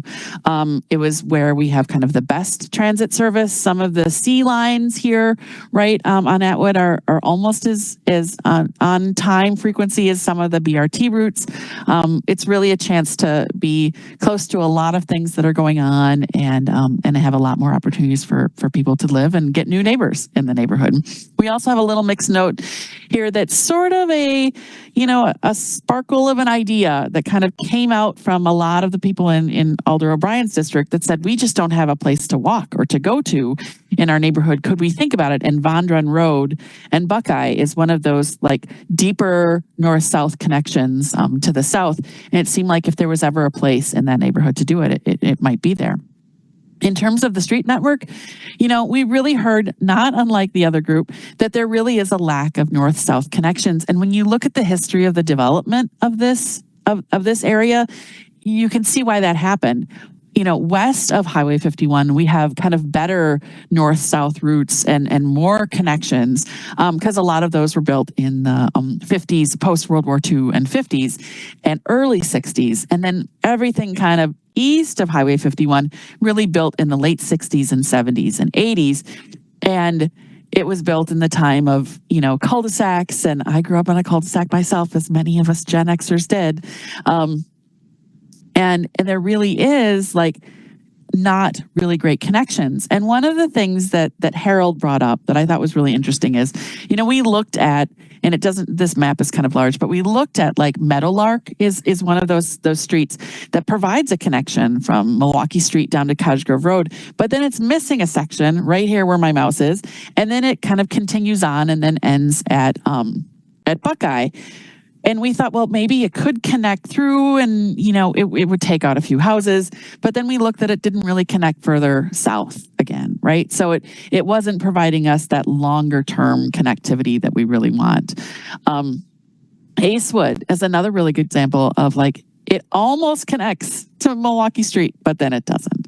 And then it almost connects to Buckeye, but then it doesn't. And some of those are, I think larger moves that are maybe even more than an area plan can think about in terms of, the implications of doing some of those things. But we did talk about those ideas as we looked through and talked with a lot of the transportation staff.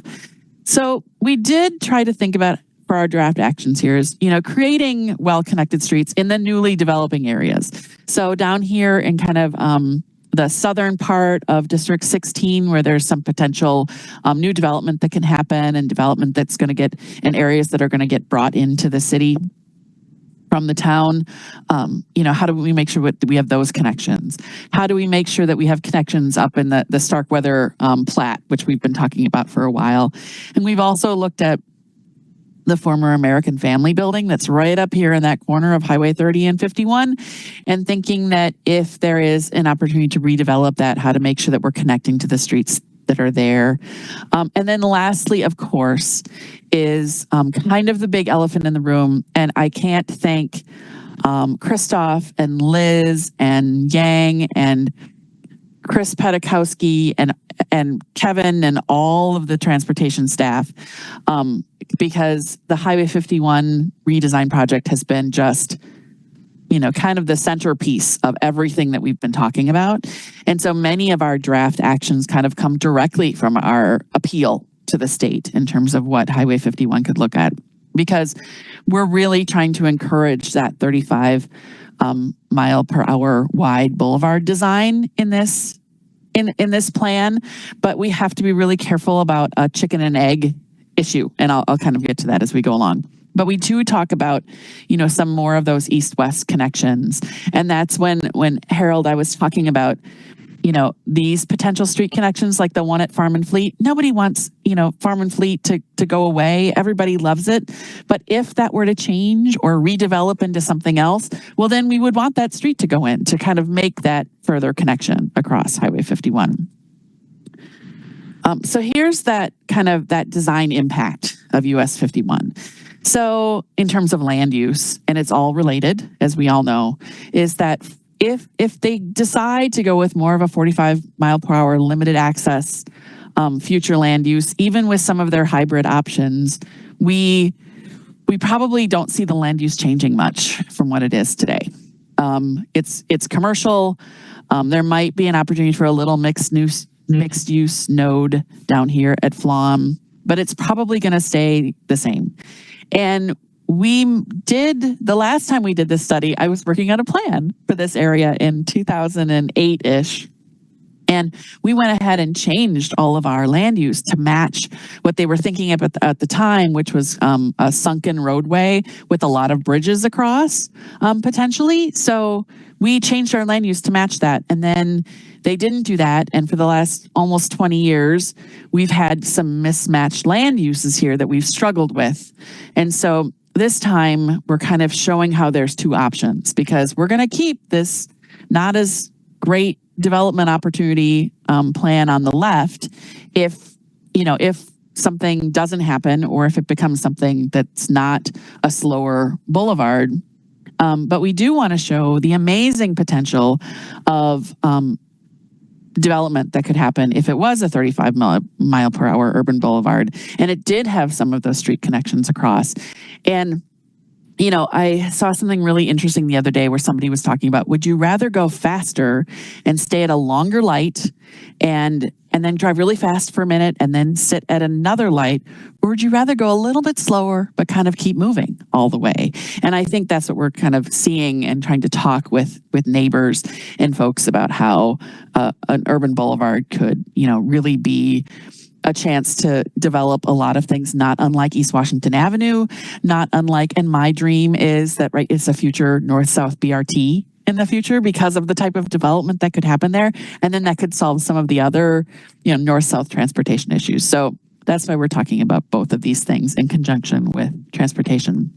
The other, really interesting thing in this neighborhood is so many of these neighborhoods were built without sidewalks, especially Lake Edge and Glendale here.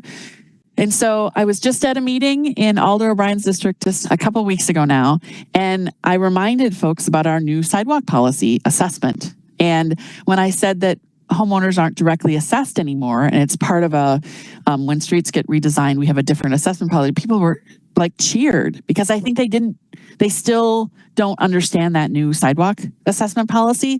So we're going to have to continue to do a lot of education in that, especially if we want to put in some of those priority sidewalks near La Follette High School, down to Virginia Henderson Elementary School down here. We've heard about Spanum and Turner and Major and these kind of all of these streets just to the east of La Follette, where they get a lot of traffic moving north and south from all three of those schools, plus Nuestro Mundo here on Buckeye. So, but we also hear about how then if they don't have to pay for them, then they start worrying about trees and parking. And so we'll always want to kind of work with traffic engineering on ways to design the streets so we can save some of the trees. We can, shift the center line or do some things and shift the chicaning of the sidewalks so we can have sidewalks for all of those kids walking to Virginia Henderson Elementary School, but also save, a lot of the trees in a neighborhood that really has an amazing tree canopy. Not unlike the other plan, we also heard a lot about pedestrian safety, especially on those east-west routes, because so many of them are carrying all of the traffic from many of the neighborhoods to the east of the interstate, all funneling through, especially there's this kind of, and I never like to call traffic cut-through traffic because it's a street, right? And so it's a network of streets. So there's not really a cut-through if there's a street there, but people that are trying to avoid, a left turn that's difficult. And so we found this North Thompson Street here, or North Thompson Drive, as one that we might want to look at a redesign, about thinking about slowing some cars down, putting in some traffic calming, thinking about, some of the intersections that we heard the most kind of worries about at Swanton and at Thompson, and here again, down here at Milwaukee Street and Walbridge, and then several along Buckeye. And down here on Flom as well, because of the kids in the high school. And I went to La Follette High School, so we went to Monona Drive way back when, because there wasn't this stuff on 51. Mm-hmm.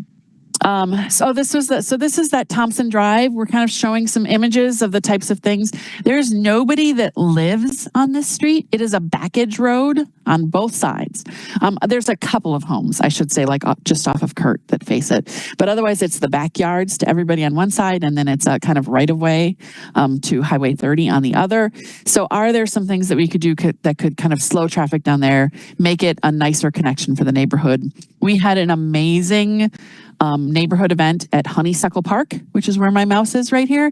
And as we had food trucks and we were giving away backpacks and making buttons and painting stencils of wild turkeys on the basketball court, the cars were just speeding by that street as all of the neighbors to the north were trying to come to our event. And so it was, a lesson about what kind of, what a difficult street that really is for people that live there. We've also started to work with Kevin, and we've kind of taken a little bit of a back seat on this. We've talked about some of the increased bicycle network connectivity, especially thinking about, are there areas along the interstate and some of the missing links by Lumberman's Trail and others. But we've really want to kind of listen to the AAA plan that's coming from transportation and kind of using that to guide this. So because this is still a draft and that's really imminent, we might be able to even increase some of our thoughts about that as we hear more from Kevin coming up in the next few weeks. But we would like to think about considering Spanum as a bike boulevard, for example, consider a north-south path next to the Greenway adjacent to I-3990 and a few others. In terms of transit, again, as a kind of to put it out there as an issue, but without a solution at this point, is we've really heard that there's another kind of north-south route gap. But I think Christoph said it really well when we were in our meeting. We aren't going to put a route there until there is something that people want to get to from somewhere else. And so, it would take, some more development, some more density, some more activity centers to make that a usable route and a successful route. And maybe it is waiting until potentially we have a 35-mile-an-hour boulevard on 51, and that becomes that additional route. But we also heard there's, some needed bus stop amenities and other things. And lastly, we heard from a bunch of educators at La Follette really saying that the La Follette High School transit service needs improvement. We are not suggesting a solution to that, but we just wanted to note that in this plan, that as Christoph said, as they think about the future of transit and continuing to think about those routes, noting that's a missing gap that we heard from La Follette. Some of the feedback that we've gotten so far is, there's still a lack of north-south bike routes. Most are east-west. So maybe we need to take another look at that with Kevin as the All Ages and Abilities plan starts to come out. People are saying there is a need. So just like I listened to earlier this evening, maybe there's some more traffic lights or studies and more traffic calming at Milwaukee Street, Thompson Road, and others. People agreed that, sidewalks on streets near Virginia Henderson and Senate La Follette, especially on Spanum. So we actually added the one on Spanum after we heard that from several folks, including at MMSD. And there continues to be very mixed feelings on the safety issue for the future of South Stoughton Road. And while a lot more people start thinking that 35-mile-per-hour boulevard promotes more desirable land use opportunities, there is a certain part of the population in these neighborhoods that are really still a little bit resistant to that change and think that, separating everything is the answer. So we have gotten feedback that there's some mixed feelings, but we've been working on some education about the land use and development opportunities that could come with that. Our timeline is the same as theirs, so we can skip that one. And so some of the questions that we have, do you agree with some of those street connections across 51? Some of the proposed pedestrian bicycle network improvements. Do you have any other initial feedback on the Stoughton Road redesign as related to our planning process? Obviously, you will continue to kind of think about that on the larger scale, but in terms of the planning process or anything we missed, and we would love to kind of hear your thoughts on that. Thank you for being patient with my terrible tech tonight. Oh, technology is not my friend, Rebecca. So I totally relate to the challenges we sometimes face. Alder Okovich, go ahead. Thank you, Chair, and thank you, Rebecca. Are you planning on including a narrative of sort of what's going on with Stoughton Road right now and what some of the alternatives you would pursue if it goes down to a 35 mile per hour? Yes. Okay. Yes. And that's why we're kind of showing this, these two. We've got a few images. We've got a couple of different maps. We're probably going to stick with just the red for now, but saying if this, because of that same chicken egg problem that I ran into 20 years ago, but we want to make sure that it's in the plan that if a better future is chosen, that there's an opportunity and that, this plan says this is what that land use should be. Okay. And then the other thing is, I might have misunderstood this, but did you say that the new north-south bike path is going to run along I-94 or I-90? There was one thought. It would probably be pretty hard and pretty controversial, but again, this is the opportunity to put some of those things out there for discussion, is thinking there's a greenway along I don't have the map up, but along the western side, in like the Heritage Heights neighborhood where there's some room. And is there a thought to could you think about adding something along in that right of way along the back? It would probably, again, be controversial and what we're just talking about. And I did forget to mention, we've been talking about the Pell study a lot, there's also all of those implications that we're still working through with the Highway 51 and the Beltline as well. So there's been some new alternatives that have come up that we weren't really seeing before with the South Stoughton Road study. And so we have to kind of, I missed a meeting just the other day with Christoph, Liz, and others, so I'm not sure maybe where they landed on that. But okay, thank you. Thanks, Alder. Alder O'Brien, go ahead.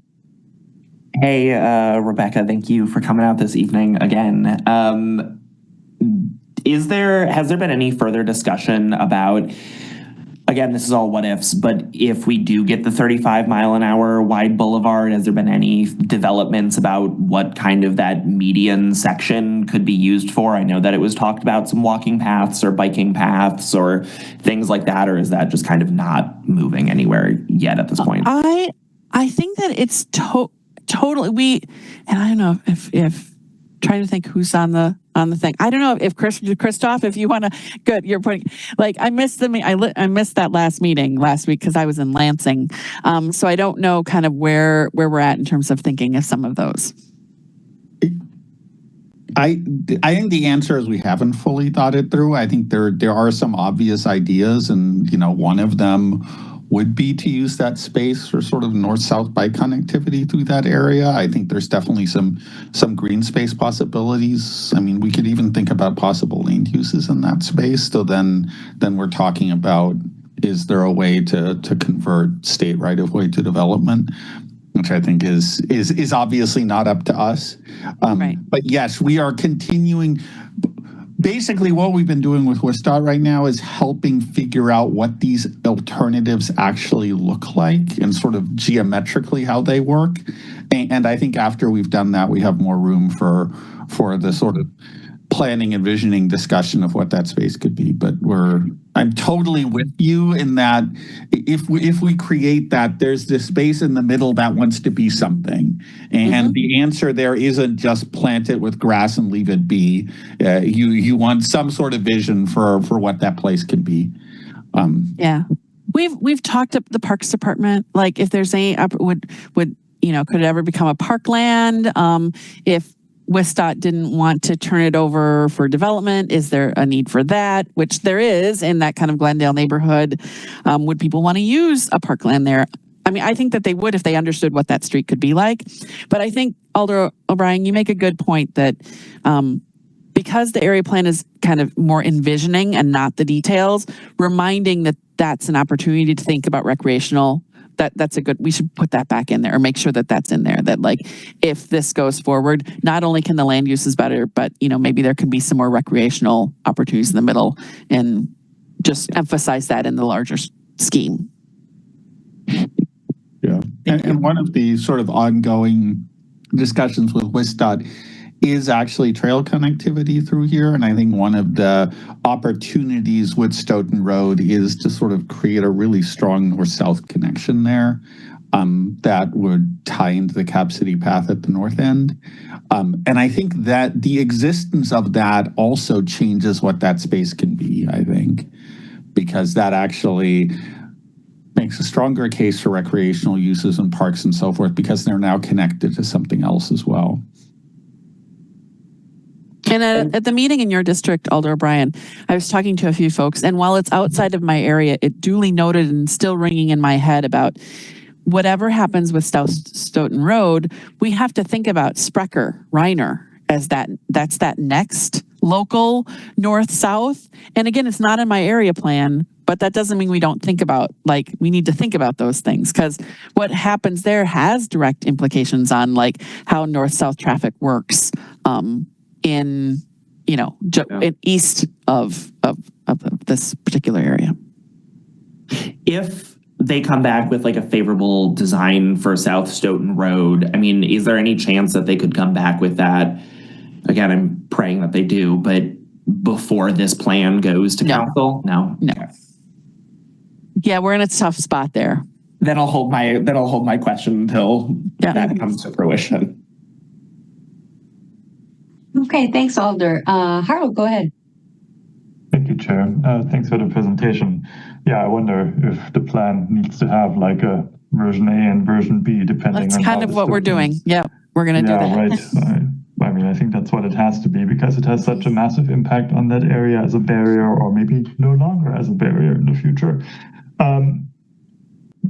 2 or 3 questions, comments. You mentioned the all ages, all abilities bike network planning, and that's going on. I think it's a little bit running behind, and so I guess I was wondering, both with regard to this plan, but also the East Southwest area plan. I mean, is it going to be done before the plan will be done? I think we'll start to see a draft. I don't know that I don't see Kevin here, which is fine. I think we'll see some draft ideas. And so because we try to have these plans work together and not against each other, of course, we're trying at this point in our actions to just reference that ages and abilities plan, to talk about how those are the things that, you know, that will be important here, and just try to make that connection and give strength to that as it comes forward. So this plan will just be another one that will emphasize what comes with that. So I think that's kind of the best we can do, and give some, and talk about the feedback that we heard from folks about what's needed, and then try to work with Kevin on having those align as much as possible. Yeah, I think that makes sense, and communicating that in a way that, like, hey, there's this other planning effort going on. So what's in the area plan? Well, there might be some changes based on this other planning effort. So look at the AAA plan, because that's about how we implement some of these bigger ideas. Okay, good. That makes sense. That maybe ties into my next point about Spanum as a bike boulevard. How did you come up with that one in particular? Sure. We really, we heard from so many people about how that is like because it's the first street on the east of La Follette, that it is used for a lot of bike traffic for students that don't want to bike on Monona Drive, because Monona Drive feels less, you know, all ages and abilities, and Spanum is slower. We also hear there's a lot of speeding because of the cars and the 16-year-olds that get their license on that street as well. So I think that Spanum is one of those streets that we've mentioned in a couple of places. One, like thinking about adding sidewalks. And then if we start adding sidewalks and think about the cross section of that street, maybe it's a bike boulevard, maybe we actually put a bike facility on it if that becomes needed. But it's about thinking about that street as we continue to make improvements on it. But the boulevard came as is this potentially an interim kind of solution to before the sidewalks come, or how that works? Okay. Yeah, maybe then emphasizing that it's an important bike connection. Yes. And what the specific infrastructure looks like. Like, yeah, maybe once you reconstruct the street and put sidewalks in, maybe traffic will actually be faster and then it's no longer, or do you put diverters in to not have through traffic? So maybe be more open about what the specific facility would be. I think that's a good, so maybe we don't have, just emphasize that it's an important bike and not particularly a bike boulevard. It might be different. I think that's a great suggestion. Okay. And then last thing, when looking at the planned street connection map, I noticed there's one at Cottage Grove where that American family, like at a little triangle. Yes. That looked really odd. Is that if it's redeveloped? Yes, that would be if it's redeveloped. So there is a big old building in the middle of that. And we have seen a couple of different folks and developers that might want to keep the building to do something. And then there could be some housing around it. And then there's some that, maybe the building goes away and it's just a kind of a new neighborhood up there. So we were trying to show, like, how do you connect into Walbridge and Whitwer, and potentially a new street that goes, a new connection that goes across 51, fingers crossed, that could happen to help make, it not be so isolated back there. So if there is a funny, and I'm trying to think what that might be, I'll bring it up. I will bring it up. Sorry, are we talking about the same area? Yeah, well, you said, didn't you say up? Maybe we're not talking about the same area. What area are you talking about? Where you have 51, Cottage Grove, the railroad, and Dempsey? Oh, Dempsey. Oh, we are not talking about a new street connection there. Oh, okay. Then maybe yes. No, through that American Family. There's a different American Family site. You are correct. Lynn pointing. She's like, yep. So there is an existing railroad crossing that's already there. And when we have those, we like to keep them. And so there is an opportunity to kind of have another Cottage Grove Road connection back up north into that neighborhood, other than Dempsey, that could open up. That American Family Warehouse feels like it's an underutilized site. It may not, if it were to become redeveloped into something, if you were to put a street back up there that would then connect kind of back up in there, you could unleash that for new development that could become a new neighborhood. That's the street that you're talking about. So we're showing it as like, hey, redevelopment happens, railroad crossing already exists. This could again be a really great place for, mixed use, or maybe not mixed, maybe mixed use on Cottage Grove Road, but some higher density development, again, near transit, near a whole bunch of really great things that already exist. If that really low density warehouse went away. Because it's not part of kind of the larger employment area that's like to the east of 51. Yes, now I know what funny little street you're talking about. Okay, yeah. I mean, we can talk about details when it comes to that, because it does cross the Cap City path, which, like, do you want a street crossing there? Maybe not. But I get the strategic approach, especially with the railroads and all that. So okay. Yeah, that's a good point. I'm going to make that note about the crossing, because you're right. It crosses the Cap City Trail. We see a railroad crossing and we get pretty excited, like, of the possibilities, and it's good to. I understand. Yes. All right. Thank you. That's what I had.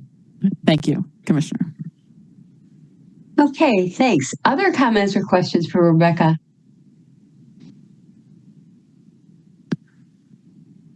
Okay, anything else that you need from us tonight, Rebecca? No, I appreciate all the conversation and the patience, and there's so much more to come, as Christoph and others know, with the 51. We're trying to encapsulate in the area plan, which is a little tough because we're ahead, but we appreciate your time and energy tonight. So yeah, and thanks so much for all your work. I mean, between these two plans, there's just a ton of work that has gone into community engagement work among staff at the city and just with all the BCCs, et cetera. So thanks so much for all the efforts. It's much appreciated. How we are change managers in the planning department. Yeah. That's what we do. Yeah. Thank you. Have a wonderful evening. Yeah. Thanks. You too. Thanks so much. Okay. And speaking of community engagement, next we have preliminary discussion on Regent Street reconstruction. Chris, are you going to lead that? Yes. And and hopefully I'll be able to share my screen. I'm kind of worried now after right. Rebecca. Yeah, we've got Andy here too. Yeah, Andy and Andy Zwig and Tom Moore, both team members on the design team here. So let me try to share.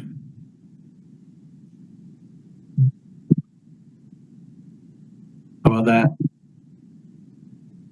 Still loading. There we go. Awesome. Okay. Now, advanced slides. Can I do that? Yes. Okay. All right. So I'm going to talk about Regent Street today. This is kind of an early check-in with you folks. I know kind of been a semi-long meeting already, so I won't go too long, but wanted to get your initial thoughts on the project. We're planning a reconstruction of Regent Street, and we've conducted a lot of engagement and starting to work on some alternatives. We've hired a consultant to help us with the engagement and preliminary alternatives, the KL Engineering, Tool Design, Equity by Design, and HDR. So they've been working on the project with us, assisting, which has been very helpful. So the project that we're looking at right now is from Randall to Park Street, and the initial reasoning for this project is our storm sewer culvert underneath Regent Street is in poor condition and needs to be replaced. And by the time you do that, you end up rebuilding at least half the street. So it's prudent to look at a full reconstruction of the street. Now, as we've been talking to folks, the project has wanted to creep out further east and west for other needs. But at the moment, we are still looking at Randall to Park Street. Just to kind of orient folks, this is a very busy corridor. There's the Camp Randall Stadium on the west, UW campus on the north side. We've got two hospitals, Meriter and UW Health on the southeast side. We also have the Cole Center on the east side. So, and then of course, a lot of businesses and apartment buildings along Regent Street itself. And the Regent and Greenbush neighborhoods. So Regent Street today is a two-lane urban roadway with parking lanes and peak hour travel lanes. We have the no parking on eastbound 7 a.m. to 8:30 and westbound 4 p.m. to 5:30. So at those peak hour times, that parking lane turns into a travel lane to assist with some of the commuting that happens through the area. We've been kind of looking at stress levels as part of the project.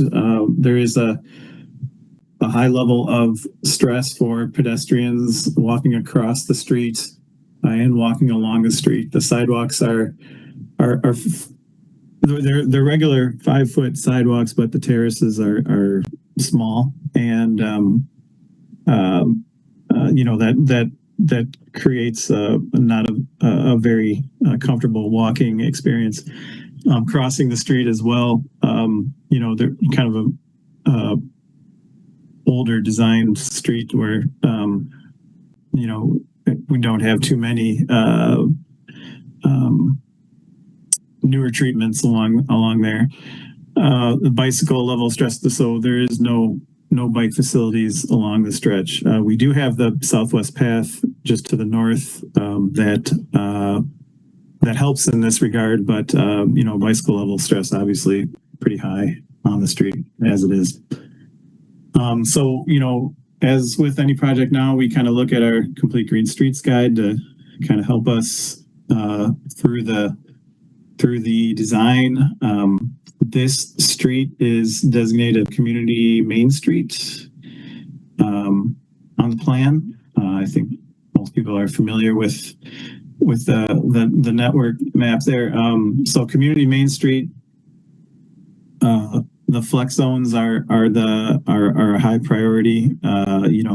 So that could be terrace, trees, street parking, that kind of stuff.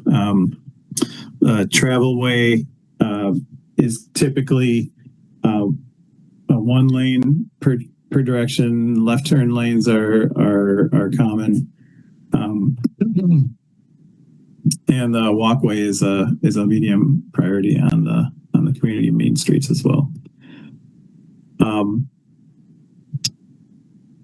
With respect to Regent Street itself, the pavement condition is ready for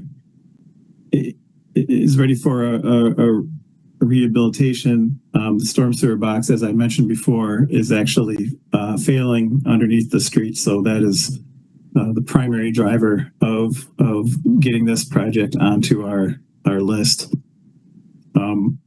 Safety and crash prevention with bicycles and pedestrians is a need.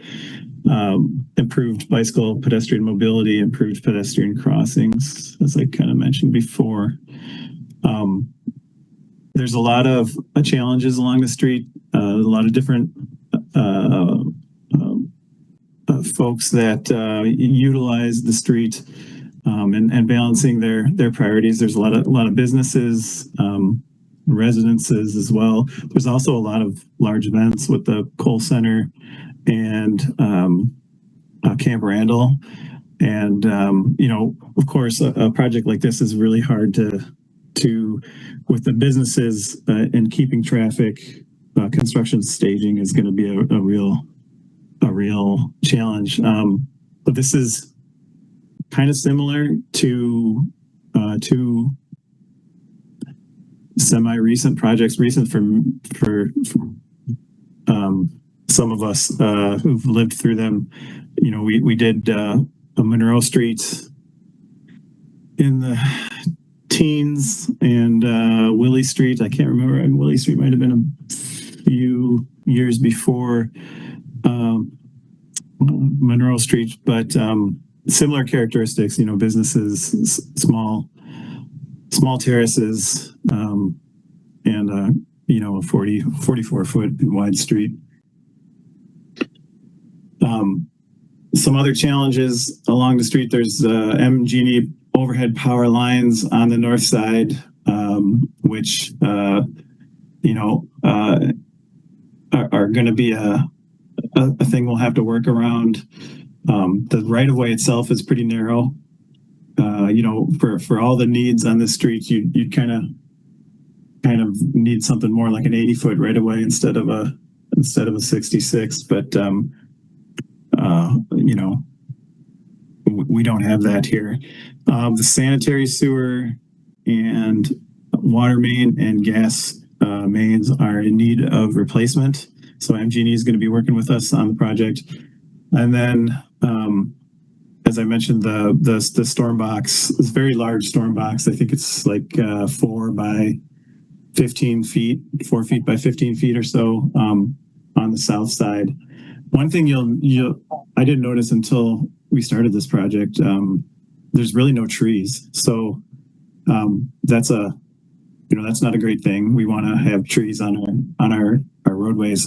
However, there aren't any beautiful trees that we have to work around. So that, I guess, one minor plus. So a little bit, and the reason for the absence of trees is the small terrace, the power lines on the north side, and then the storm box on the south side. You can see there's nowhere to plant them. So that's one thing we're going to be looking at with the design to just try to find a way to, if there is a way to add trees. So what are we going to be doing? We'll be definitely reconstructing the pavement and sidewalks, terraces, all the public utility infrastructure, storm, sanitary, and water, redo all the intersections, traffic signals, and street lighting. evaluate the bicycle and pedestrian accommodations, and then MGD will be doing a gas main replacement along with the project as well.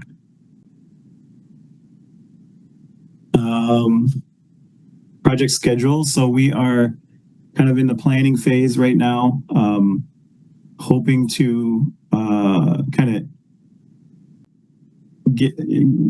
we're coming to the end of kind of the engagement stage and starting to in the very early first quarter of next year start to work on putting forward some alternatives for folks to look at. We would hope that we could get the project designed next year and potentially bid out at the end of the year, and construction start in 2027. Now that is fully dependent on other projects and their funding. So you might be aware that the north-south BRT on Park Street has a similar time frame that they're looking at.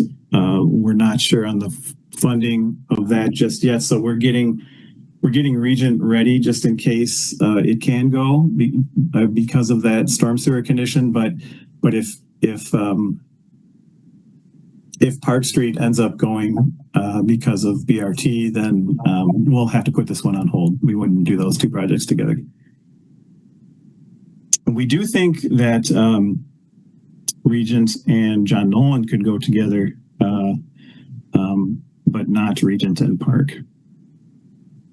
And we don't think Park and John Nolan would go very well together either. So that BRT is a real wild card that we gotta, once we pin down that funding and when that has to happen, then these other projects will kind of lock into.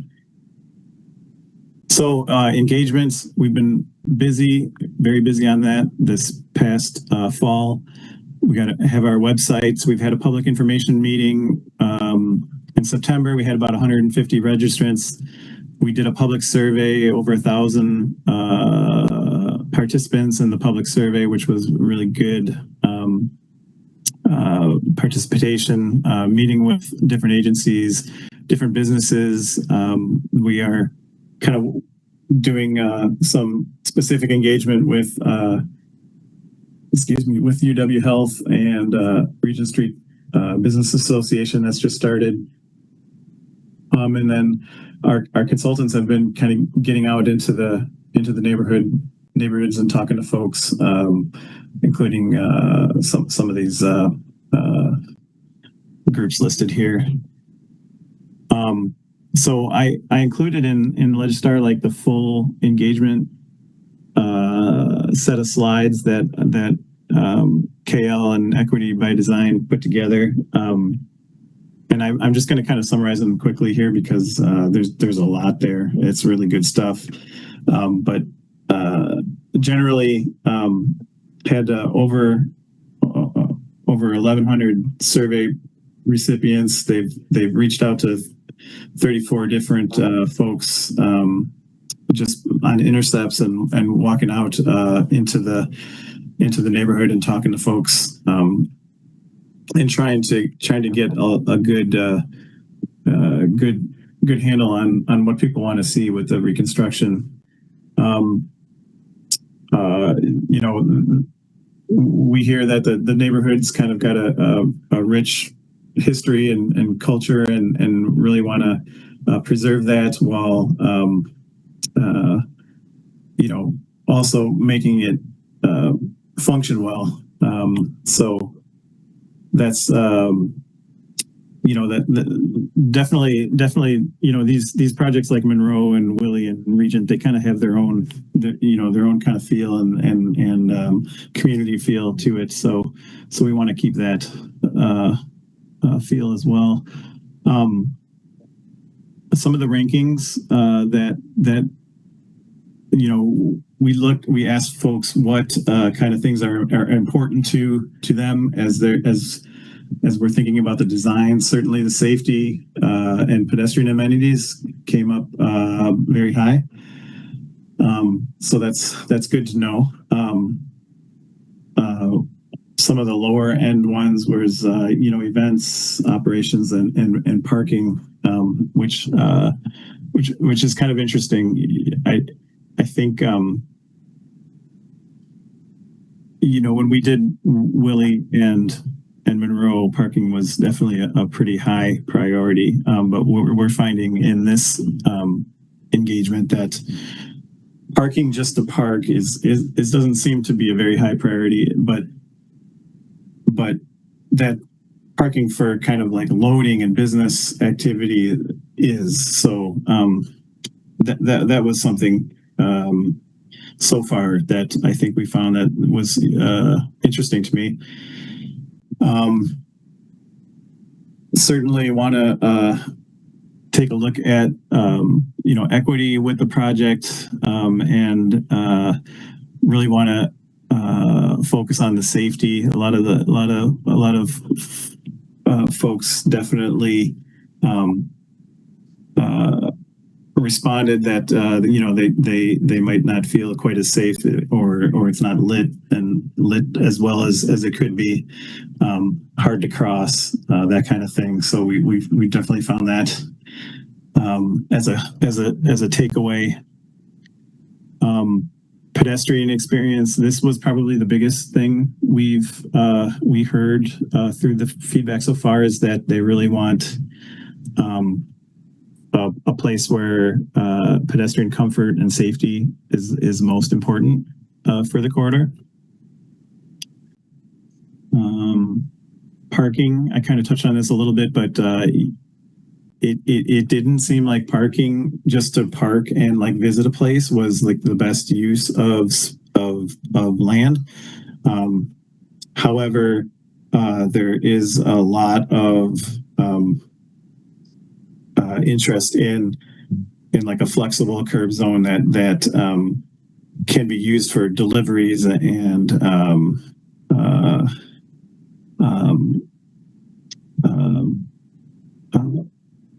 deliveries and kind of access and for the businesses. So interesting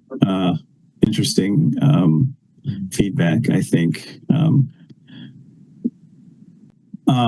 So again, more curb management, adaptable curb management, shared parking, time loading, seasonal use instead of just static parking, was again coming out in some of the responses. I'm sorry, I'm going through these kind of quick, but there's so much good feedback that we've gotten, and there's a lot that I'm not even touching on. So in biking, right now, obviously, folks are not using it to bike very much. They don't feel like it's a really safe place to bike. There's no facility right now. There was some feedback that, the access to the Southwest Path is great, and getting people across Regent and to the path is important. We kind of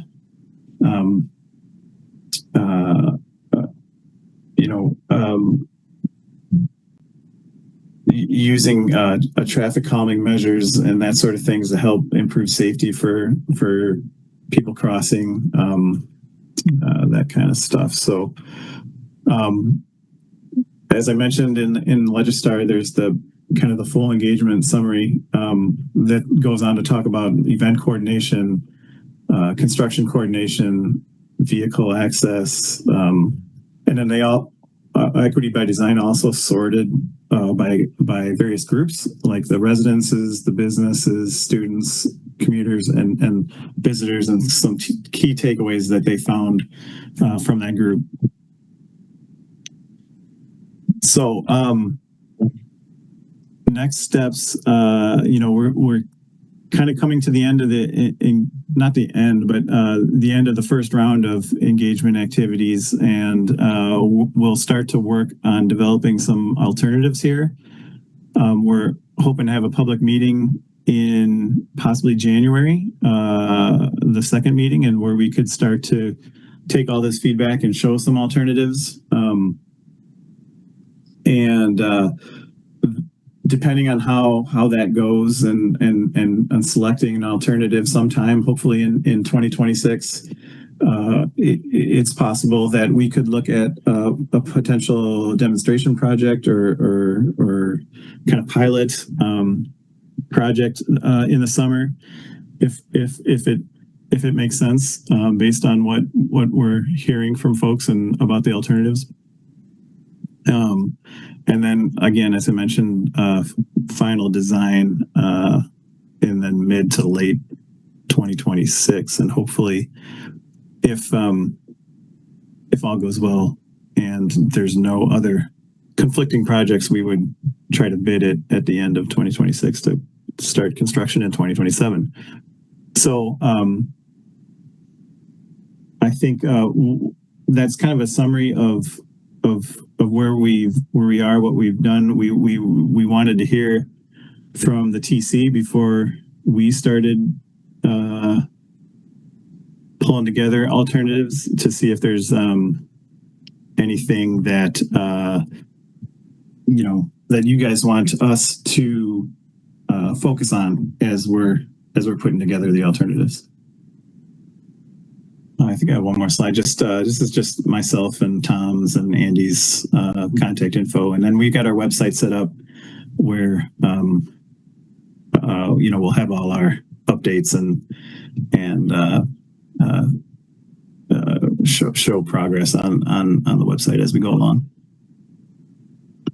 So I think that's all I had for presentation. I'm interested to hear folks' thoughts on on our feedback and what you might want us to focus on as we put together some alternatives. Thanks so much, Chris. Alder, if you could hold your thought, and Robbie too. I believe we have someone registered to speak on this item. Is that right, Aiden? That's right. Yep. Our first person is James Kreft of Finchhatchery Road. Neither supports nor opposes and wishes to speak.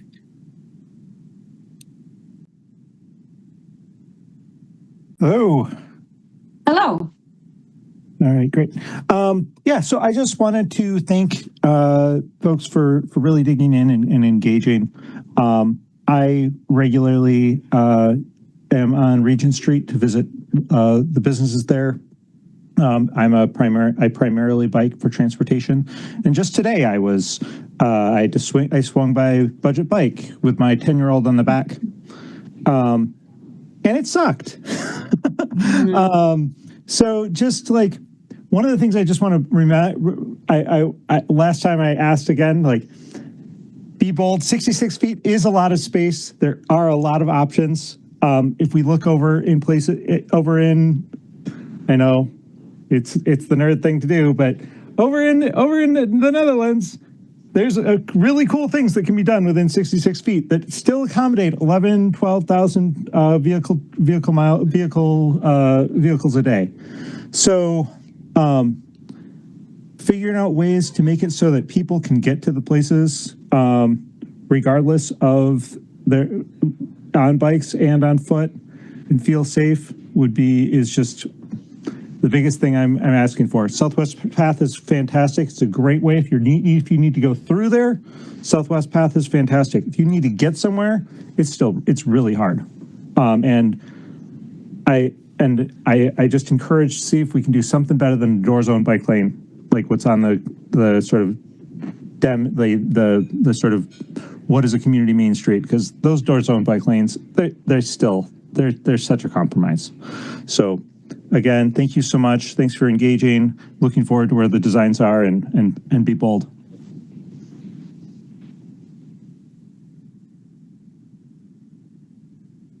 Okay, thanks. Thanks so much. Does anybody have a comment or question for the registrant? Okay, thanks so much for coming and sharing your thoughts. Aiden, who else do we have?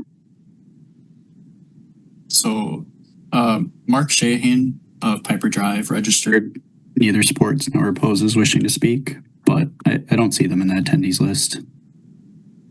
Yeah, I don't either. Ariana, you don't have anybody we can't see? No, I don't see anyone either.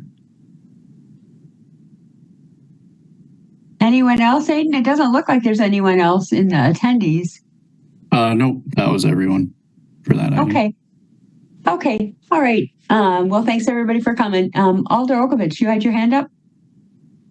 Yeah, thank you, Chair. I just wanted to register and actually put it well too, but urge you to, think about, especially for biking, that connection from the Southwest Path to the area. And I'm thinking specifically in terms of like larger terraces to accommodate people walking their bikes. The sidewalks are kind of narrow over there and they do feel kind of unprotected, especially when there's no parking there. You're just feet away from traffic.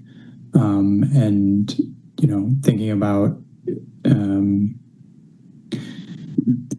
that, and wider terraces would accommodate more trees, as you mentioned earlier, and in between trees, there could be things like bike parking or bollards or cafe space. So.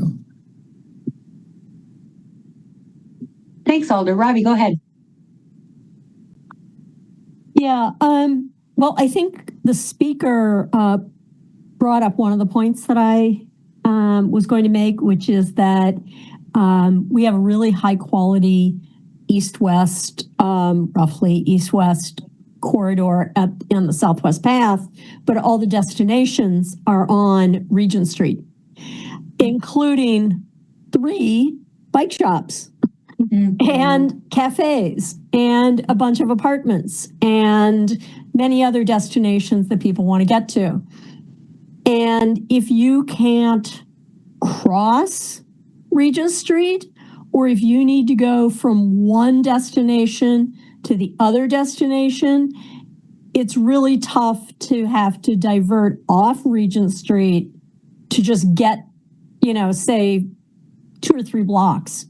So I realize there is a lot going on Regent Street. I mean, I know we have massive numbers of people for football games in Cole Center. It's used as a commuter route for people driving. There's tons of pedestrians. It's getting denser. There's a lot of retail. I mean, it's a great street. But there's a lot going on, and there's a lot of demands on that space. But it's just, as Alder Okovich said, you're so squeezed on that sidewalk. There's no place to park your bike. You can barely walk. You feel like you're right next to moving traffic. It just feels very much squeezed. So the pedestrian environment definitely has to be improved. And I'm really glad that most people focused on that in their comments. But also, I just really wish there was a way to make it easier to bike, or at least, as the Alder said, walk your bike between destinations on Regent Street, because the Southwest Path really does not serve those destinations. And it's hard to get to them sometimes, especially because some of them are one way and the crossings are so bad. So I'll just kind of throw that out there, that I think that's a need, especially as that area redevelops. I don't know what we're going to do there, but we got to make it easier for people to walk, bike, take the bus, and just linger in the area as well. Thank you. Thanks, Robbie. Harl, go ahead. I unmute myself before I speak. Very good. Thanks, Chair. Thanks, Chris. I guess maybe a couple thoughts on the biking piece. I think, wider sidewalks to even be able to walk your bike would be good. Like my experience, like on Monroe Street, for example, I think there's still, like, if I'm over there quite frequently and I walk my bike on the sidewalk, and even then it's kind of narrow and bike parking is limited. So I think wider sidewalks and terrace will help with a lot of things and needs there.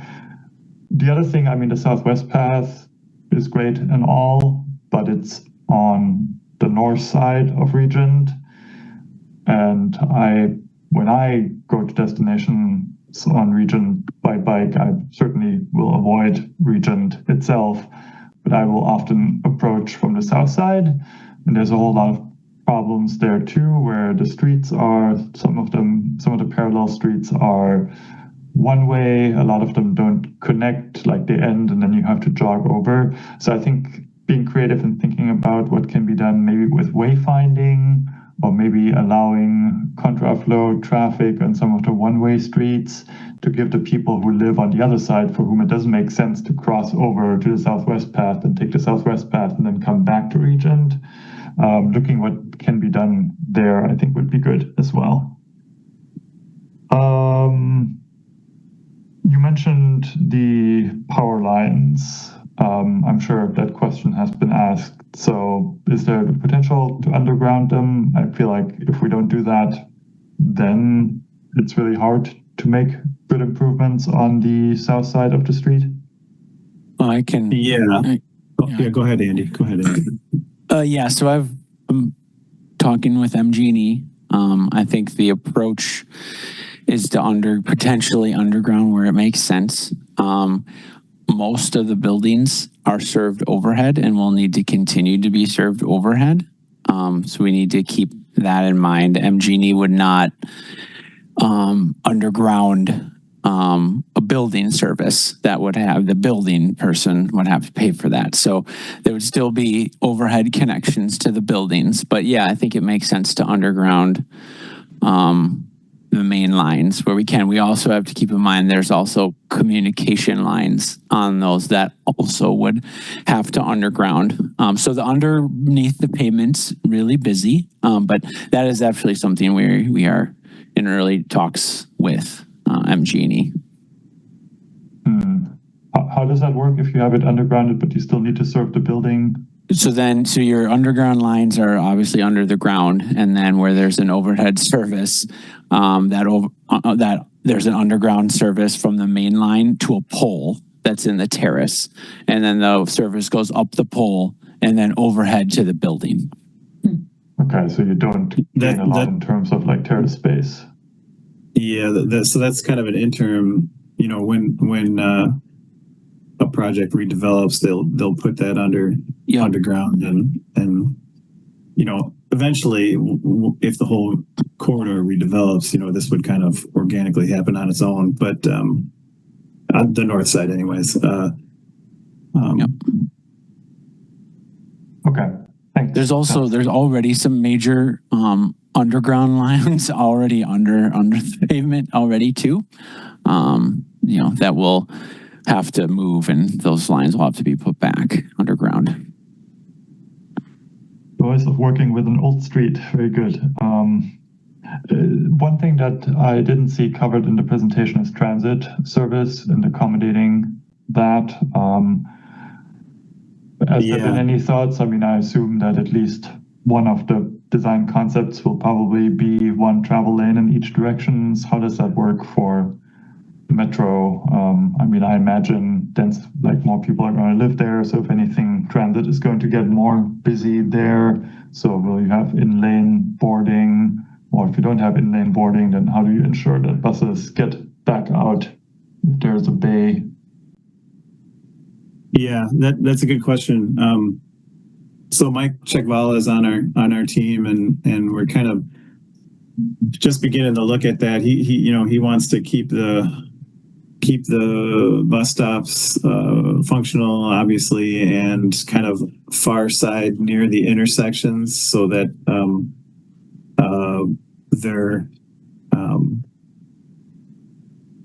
they're still working well. I think we talked a little bit about bus bump outs, but or bump ins, I guess, but we're not there yet as far as like alternatives and how that would work with just one lane of traffic. So to be determined. They're definitely a major priority of the design. Okay. Yeah, then I guess also bus stop amenities, of which I think right now it's only poles, like there's no benches, no shelters, no nothing, even though I think some of those stops are probably fairly high ridership. So, yeah. Okay, that's what I had. Thank you. Thanks. Anybody have any other comments? I just want to echo the comments that have been made about how unsafe narrow sidewalks feel. So really great to see all of the emphasis on improving the safety for pedestrians and improving the pedestrian experience. A lot of conversation about biking. Such a thorough presentation, Chris and everybody else. It just, really captures a lot of the concerns, but a challenge with trying to balance everything, particularly in light of, what you've got there with the utilities and everything else. So, but great job so far. So I assume we'll see this back again at least once or twice more, I imagine. Yep. Yeah, probably not too far from now. Sometime late winter, early spring, probably we'll be back. Okay.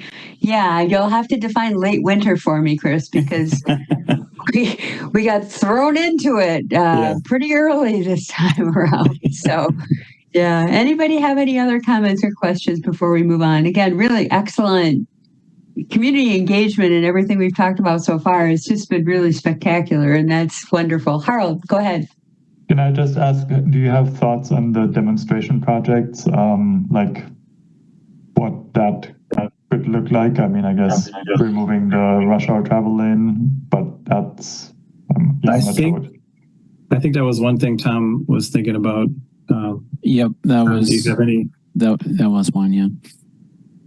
Here comes Tom. Yeah. There we go. Yeah, we'll have to see. We are pretty limited as to what we can do for demonstration projects, and then with the weather, I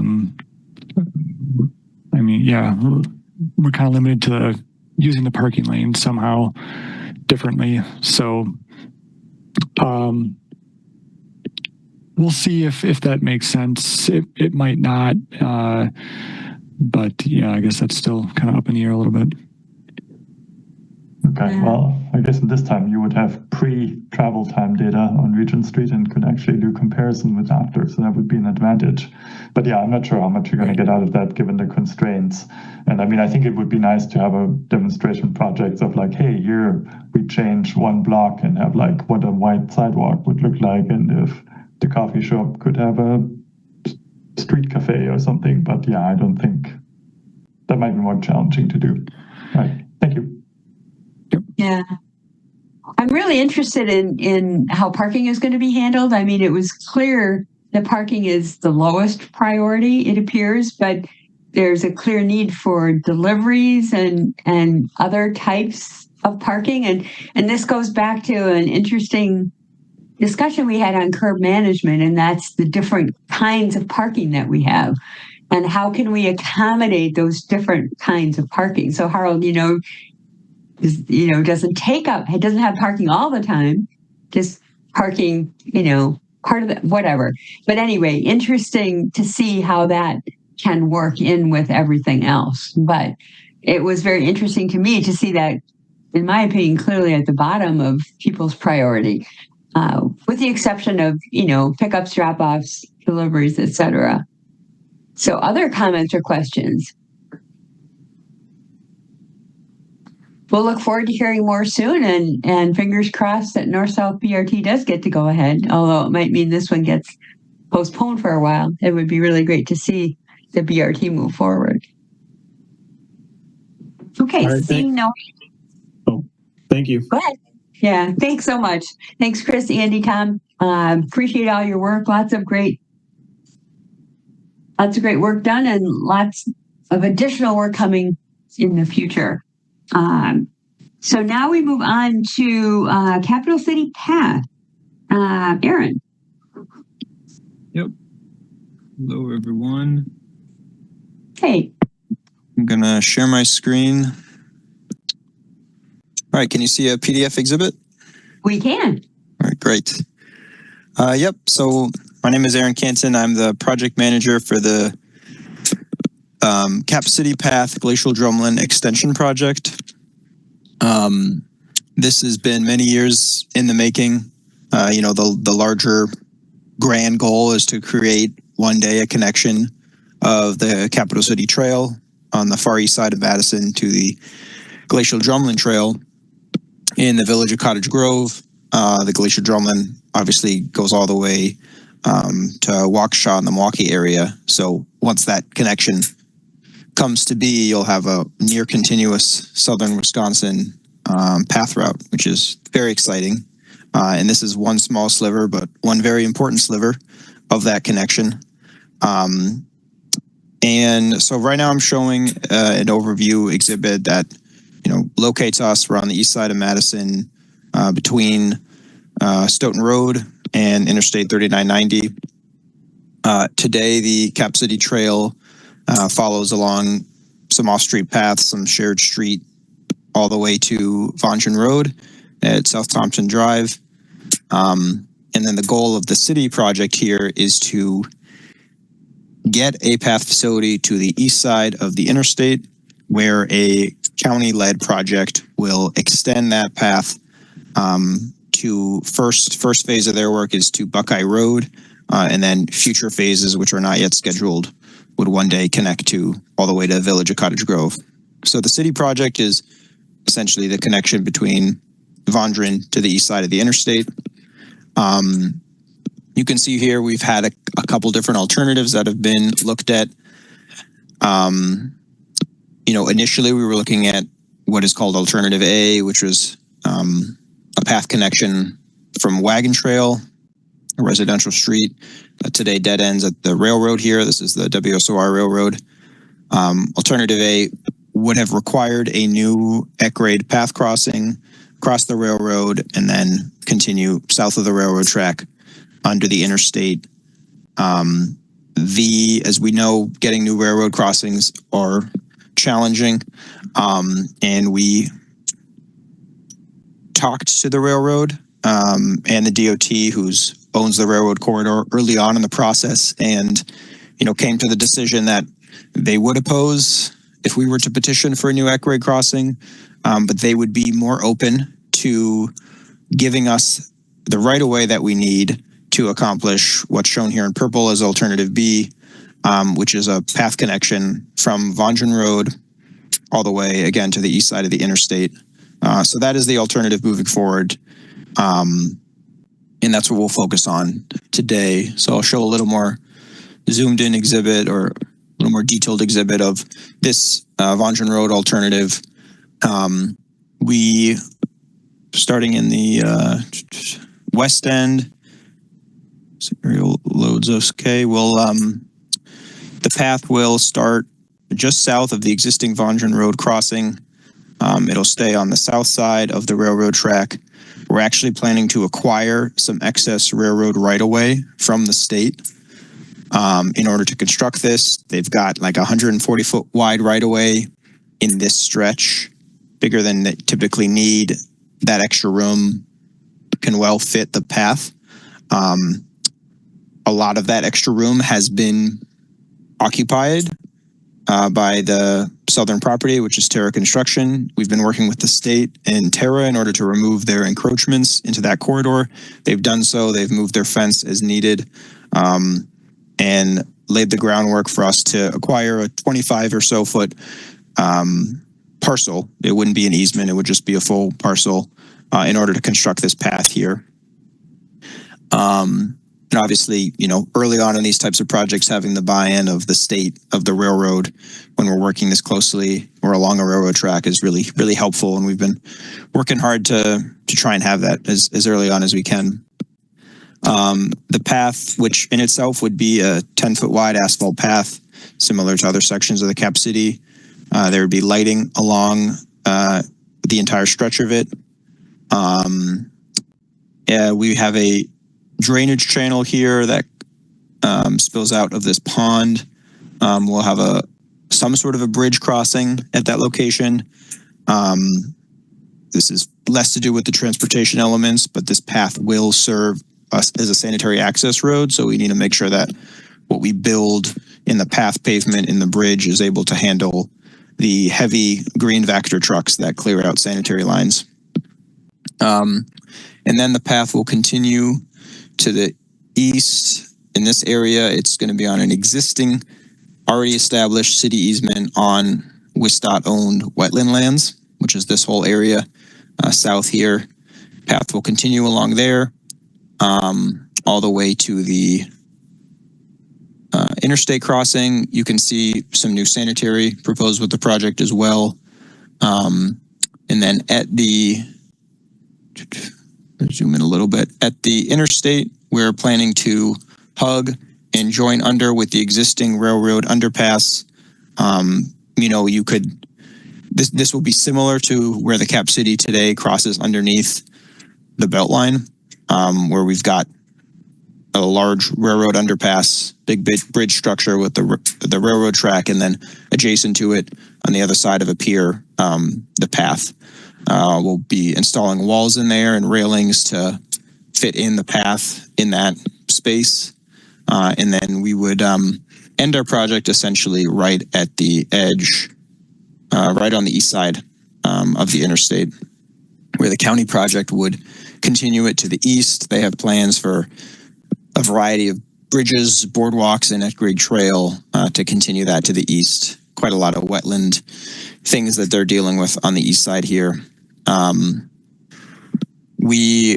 Right now we're on track for construction in 2027. This is receiving federal funding through the TAP program, the Transportation Alternatives. And we're actually looking, the county's project is on the same timeline, 2027.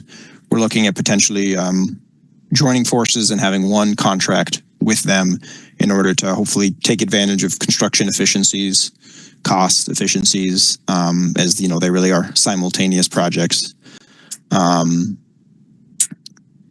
And what else we got here? Here I just have a zoomed in exhibit on the west side at between the railroad and Terrace property.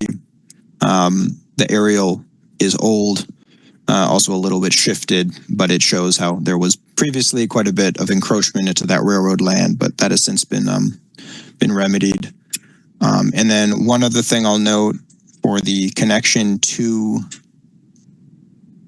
get from where the Cap City ends at Pebblebrook and Thompson at Vondran Road to the new path that we're planning to build on the south side of the railroad track off Vondran. We are looking to install a section of buffered bike lanes on this stretch. This may or may not be done with this contract. It may be done separately. It depends on what is acceptable in the DOT's ends for you know, including with this project. And you know, given that this is the Cap City Trail, Vondran is not the highest volume road, but it's not the lowest either. You know, we would ideally one day have a better connection here, something off street beyond just the painted bike lane. But for now, in order to keep the larger portion of this project moving forward, we're planning to just include the painted buffered bike lanes. And I think that covers all the nuts and bolts. I'm here for review and feedback from the commission. I'm not seeking an approval vote, just looking for your thoughts. Again, working on the design right now, hopefully bidding in fall of next year. Kind of a longer timeline given the DOT involvement with construction in 2027. So yeah, I can open up to any questions. Thanks, Aaron. Aiden, just confirming we don't have anybody registered to speak on this? Correct, we don't. Nicholas Davies and Mark Shahan, both registered in support, but do not wish to speak. Okay, thanks so much. Comments or questions for Aaron?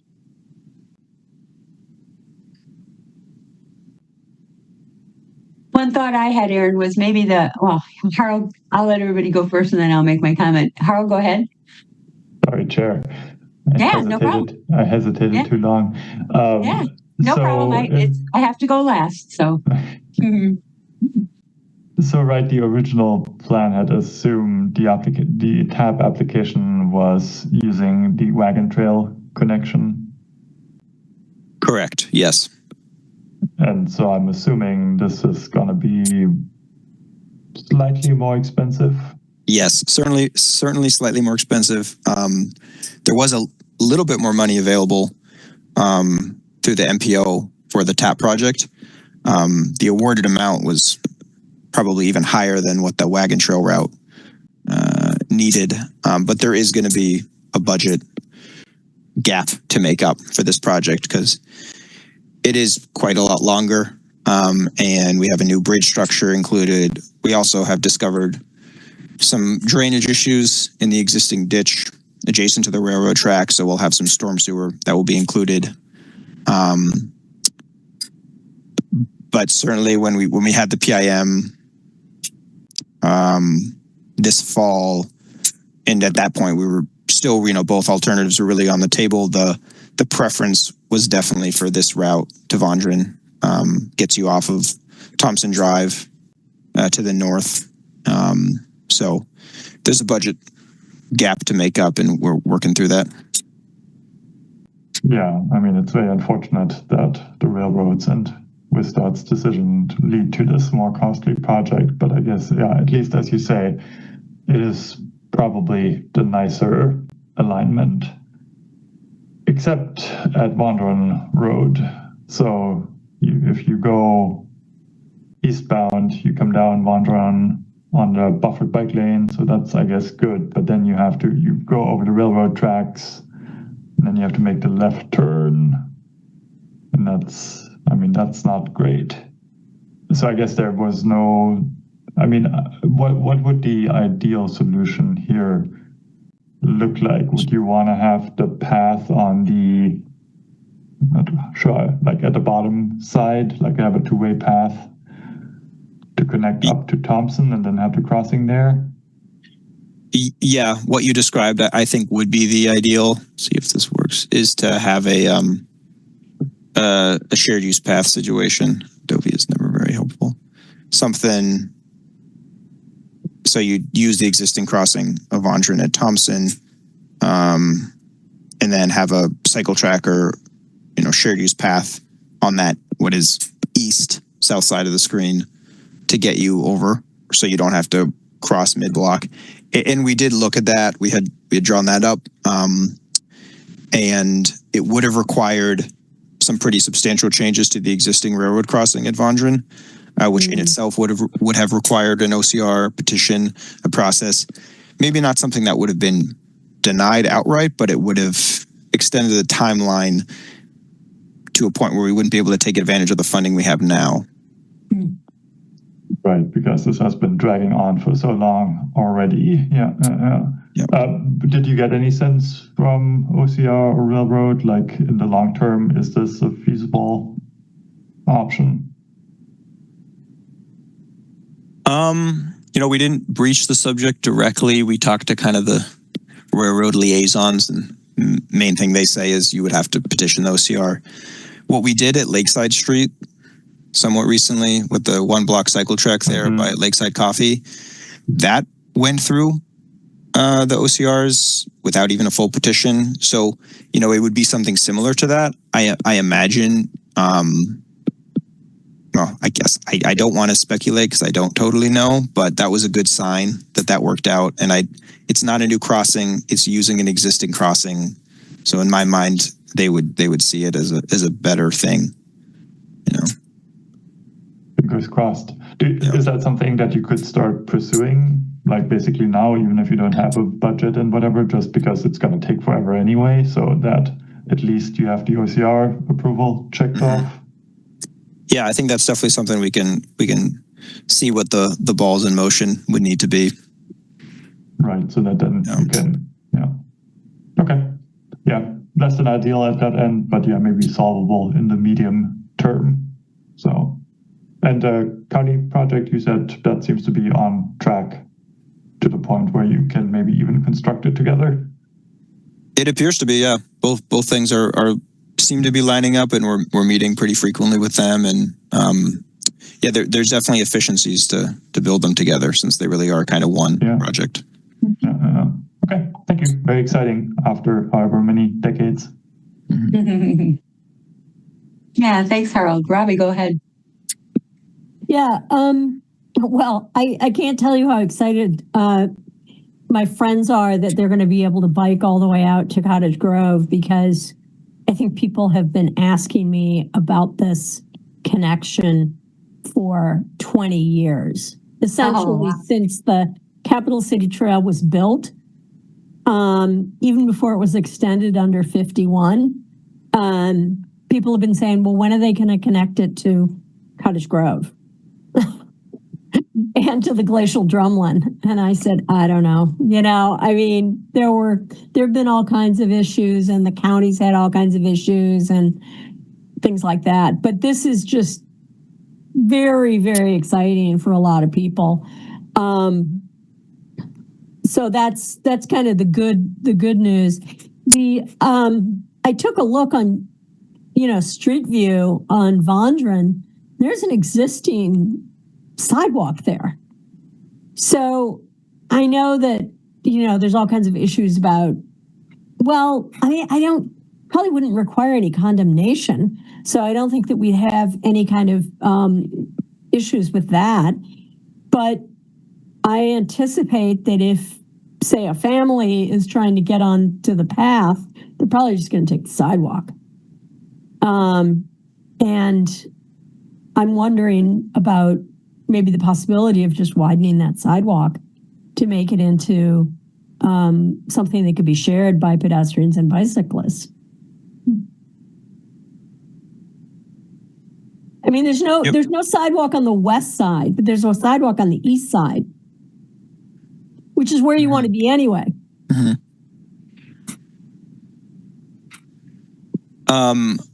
I would say what we've been told from kind of the DOT railroad liaison is doing any infrastructure changes through that railroad crossing would trigger that OCR fingers in the pot. And for that reason, we said we'd hold off on that in order to keep our funding. But you make a very good point. It's kind of right there for it. Part of the issue here is that crossing today is really old. It's got old gates and signals. The moment we make a change, we're signing on to replace the gates and signals and pay another $500,000 to do so. If something could be done outside of this federal funding realm, that's kind of just more from the city, and hopefully getting that would be more ideal. Sure. I mean, we do not want to endanger or in any way mess around with a project that's funded and the connection that desperately needs to be made. I'm not arguing that we should. It just seems like once that's done, it would seem simple to do something to widen that sidewalk and make it an off-street facility. And maybe OCR won't see it as such a big deal in, another 3 or 4 years. We can only hope. Or we can just argue that we're not doing anything. We're just fixing the sidewalk that already exists. All right, thanks. Thanks, Robbie. Anybody have any other comments for Aaron?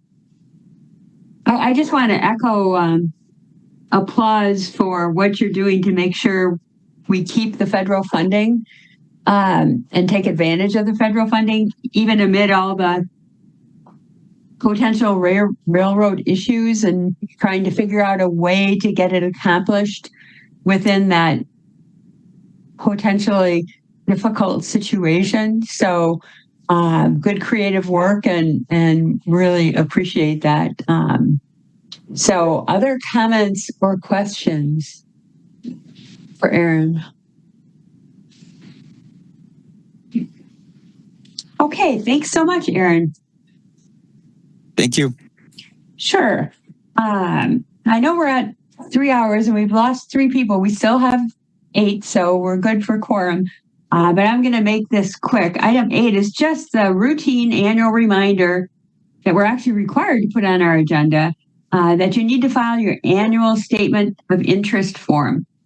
And TC members have done a good job of this in the past. You should have gotten an email from Lydia McCormick, our city clerk, on November 21st. If anybody needs that, we can certainly recirculate it. Does anybody want Aiden to send out that email again? I think everybody, okay. So Aiden, do you have that email or do you need me to forward it to you? I should have it. Okay, so Aiden will just go ahead and forward it to everybody. People who've done it already, you can just ignore it. If you find this helpful, we'll forward it again. Ordinances say we need to do this on an annual basis. The filing deadline is January 6th of 2026. Dire consequences if you don't do it can result in revocation of your committee appointment. I did see that happen one time on a committee that I was on, but it's rare. And as I said, TC members have done an excellent job of complying. If you do have any questions about it, you can shoot me an email. You can certainly contact the city clerk.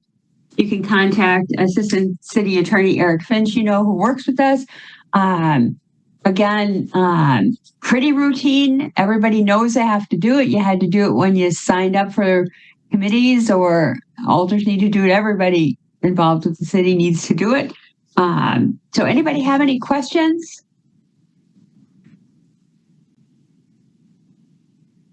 And thanks to you all for doing it every year. We really appreciate everybody's participation and appreciate you doing the extra work of filling out this form every year. So thanks so much. Next, we have updates from other boards, committees, and commissions. Anybody have anything to report? Harold. Fresh from the Board of Public Works which was the reason I was late today.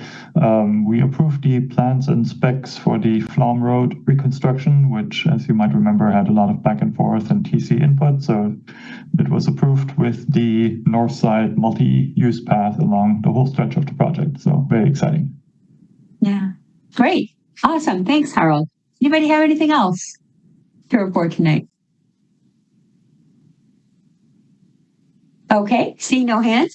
Move on to announcements. The only announcement I have is hard to believe this is the last TC meeting in 2025. And I just want to take this opportunity to wish everyone a safe and happy holiday season. And that's really the only announcement that I have. And in terms of future agenda items, item 11, for the January 7th meeting, it's possible that Christoph might be bringing WISTOT's Beltline Planning and Environmental Linkages discussion. Bill, you put this on a future agenda item like years ago, I think. And we're getting to the point where we might be ready to have it come to us on January 7th. Potentially, maybe not for that meeting, but potentially going forward. But we have that and Perry Street connection. Those are the only two items I'm tracking right now. But if we do end up having a meeting, we may bring some other items forward because we do have a number of items on for January 21st.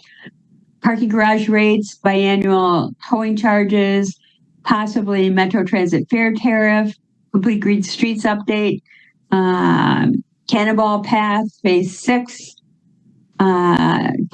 city's compliance with PROAG. We're going to be doing that. Education outreach on Right on Red, annual crash facts report. So we have a number of things that we're tracking going forward. Anybody have anything else? I've been, as you can see, if you look at the future agenda items as suggested by TC members, I've been leaving them on there and then crossing them off as we do them. And I just like that because it shows, hey, wow, we're doing it. You suggested them and we're bringing them forward. So I'm going to keep on doing that. Anybody have anything else that they would like to add for future meetings? Yang, did you have anything to add? I noticed you turned your camera on. Usually that's a sign that you want to say something. So no, not today. Okay. All right. Thank you for checking though. Sure. Anybody have anything else? Okay. we need a motion to adjourn and thanks. Oh, Bill, we've had a motion to adjourn? Motion to adjourn. Okay, Alder Okovich. Seconded. Okay, we have a motion and a second, and I don't imagine there's anybody who's going to object. So I'm going to assume a unanimous consent vote in favor. And thanks, everybody. Great meeting, great participation as usual. And again, safe and happy holidays and stay warm, stay safe. Thanks.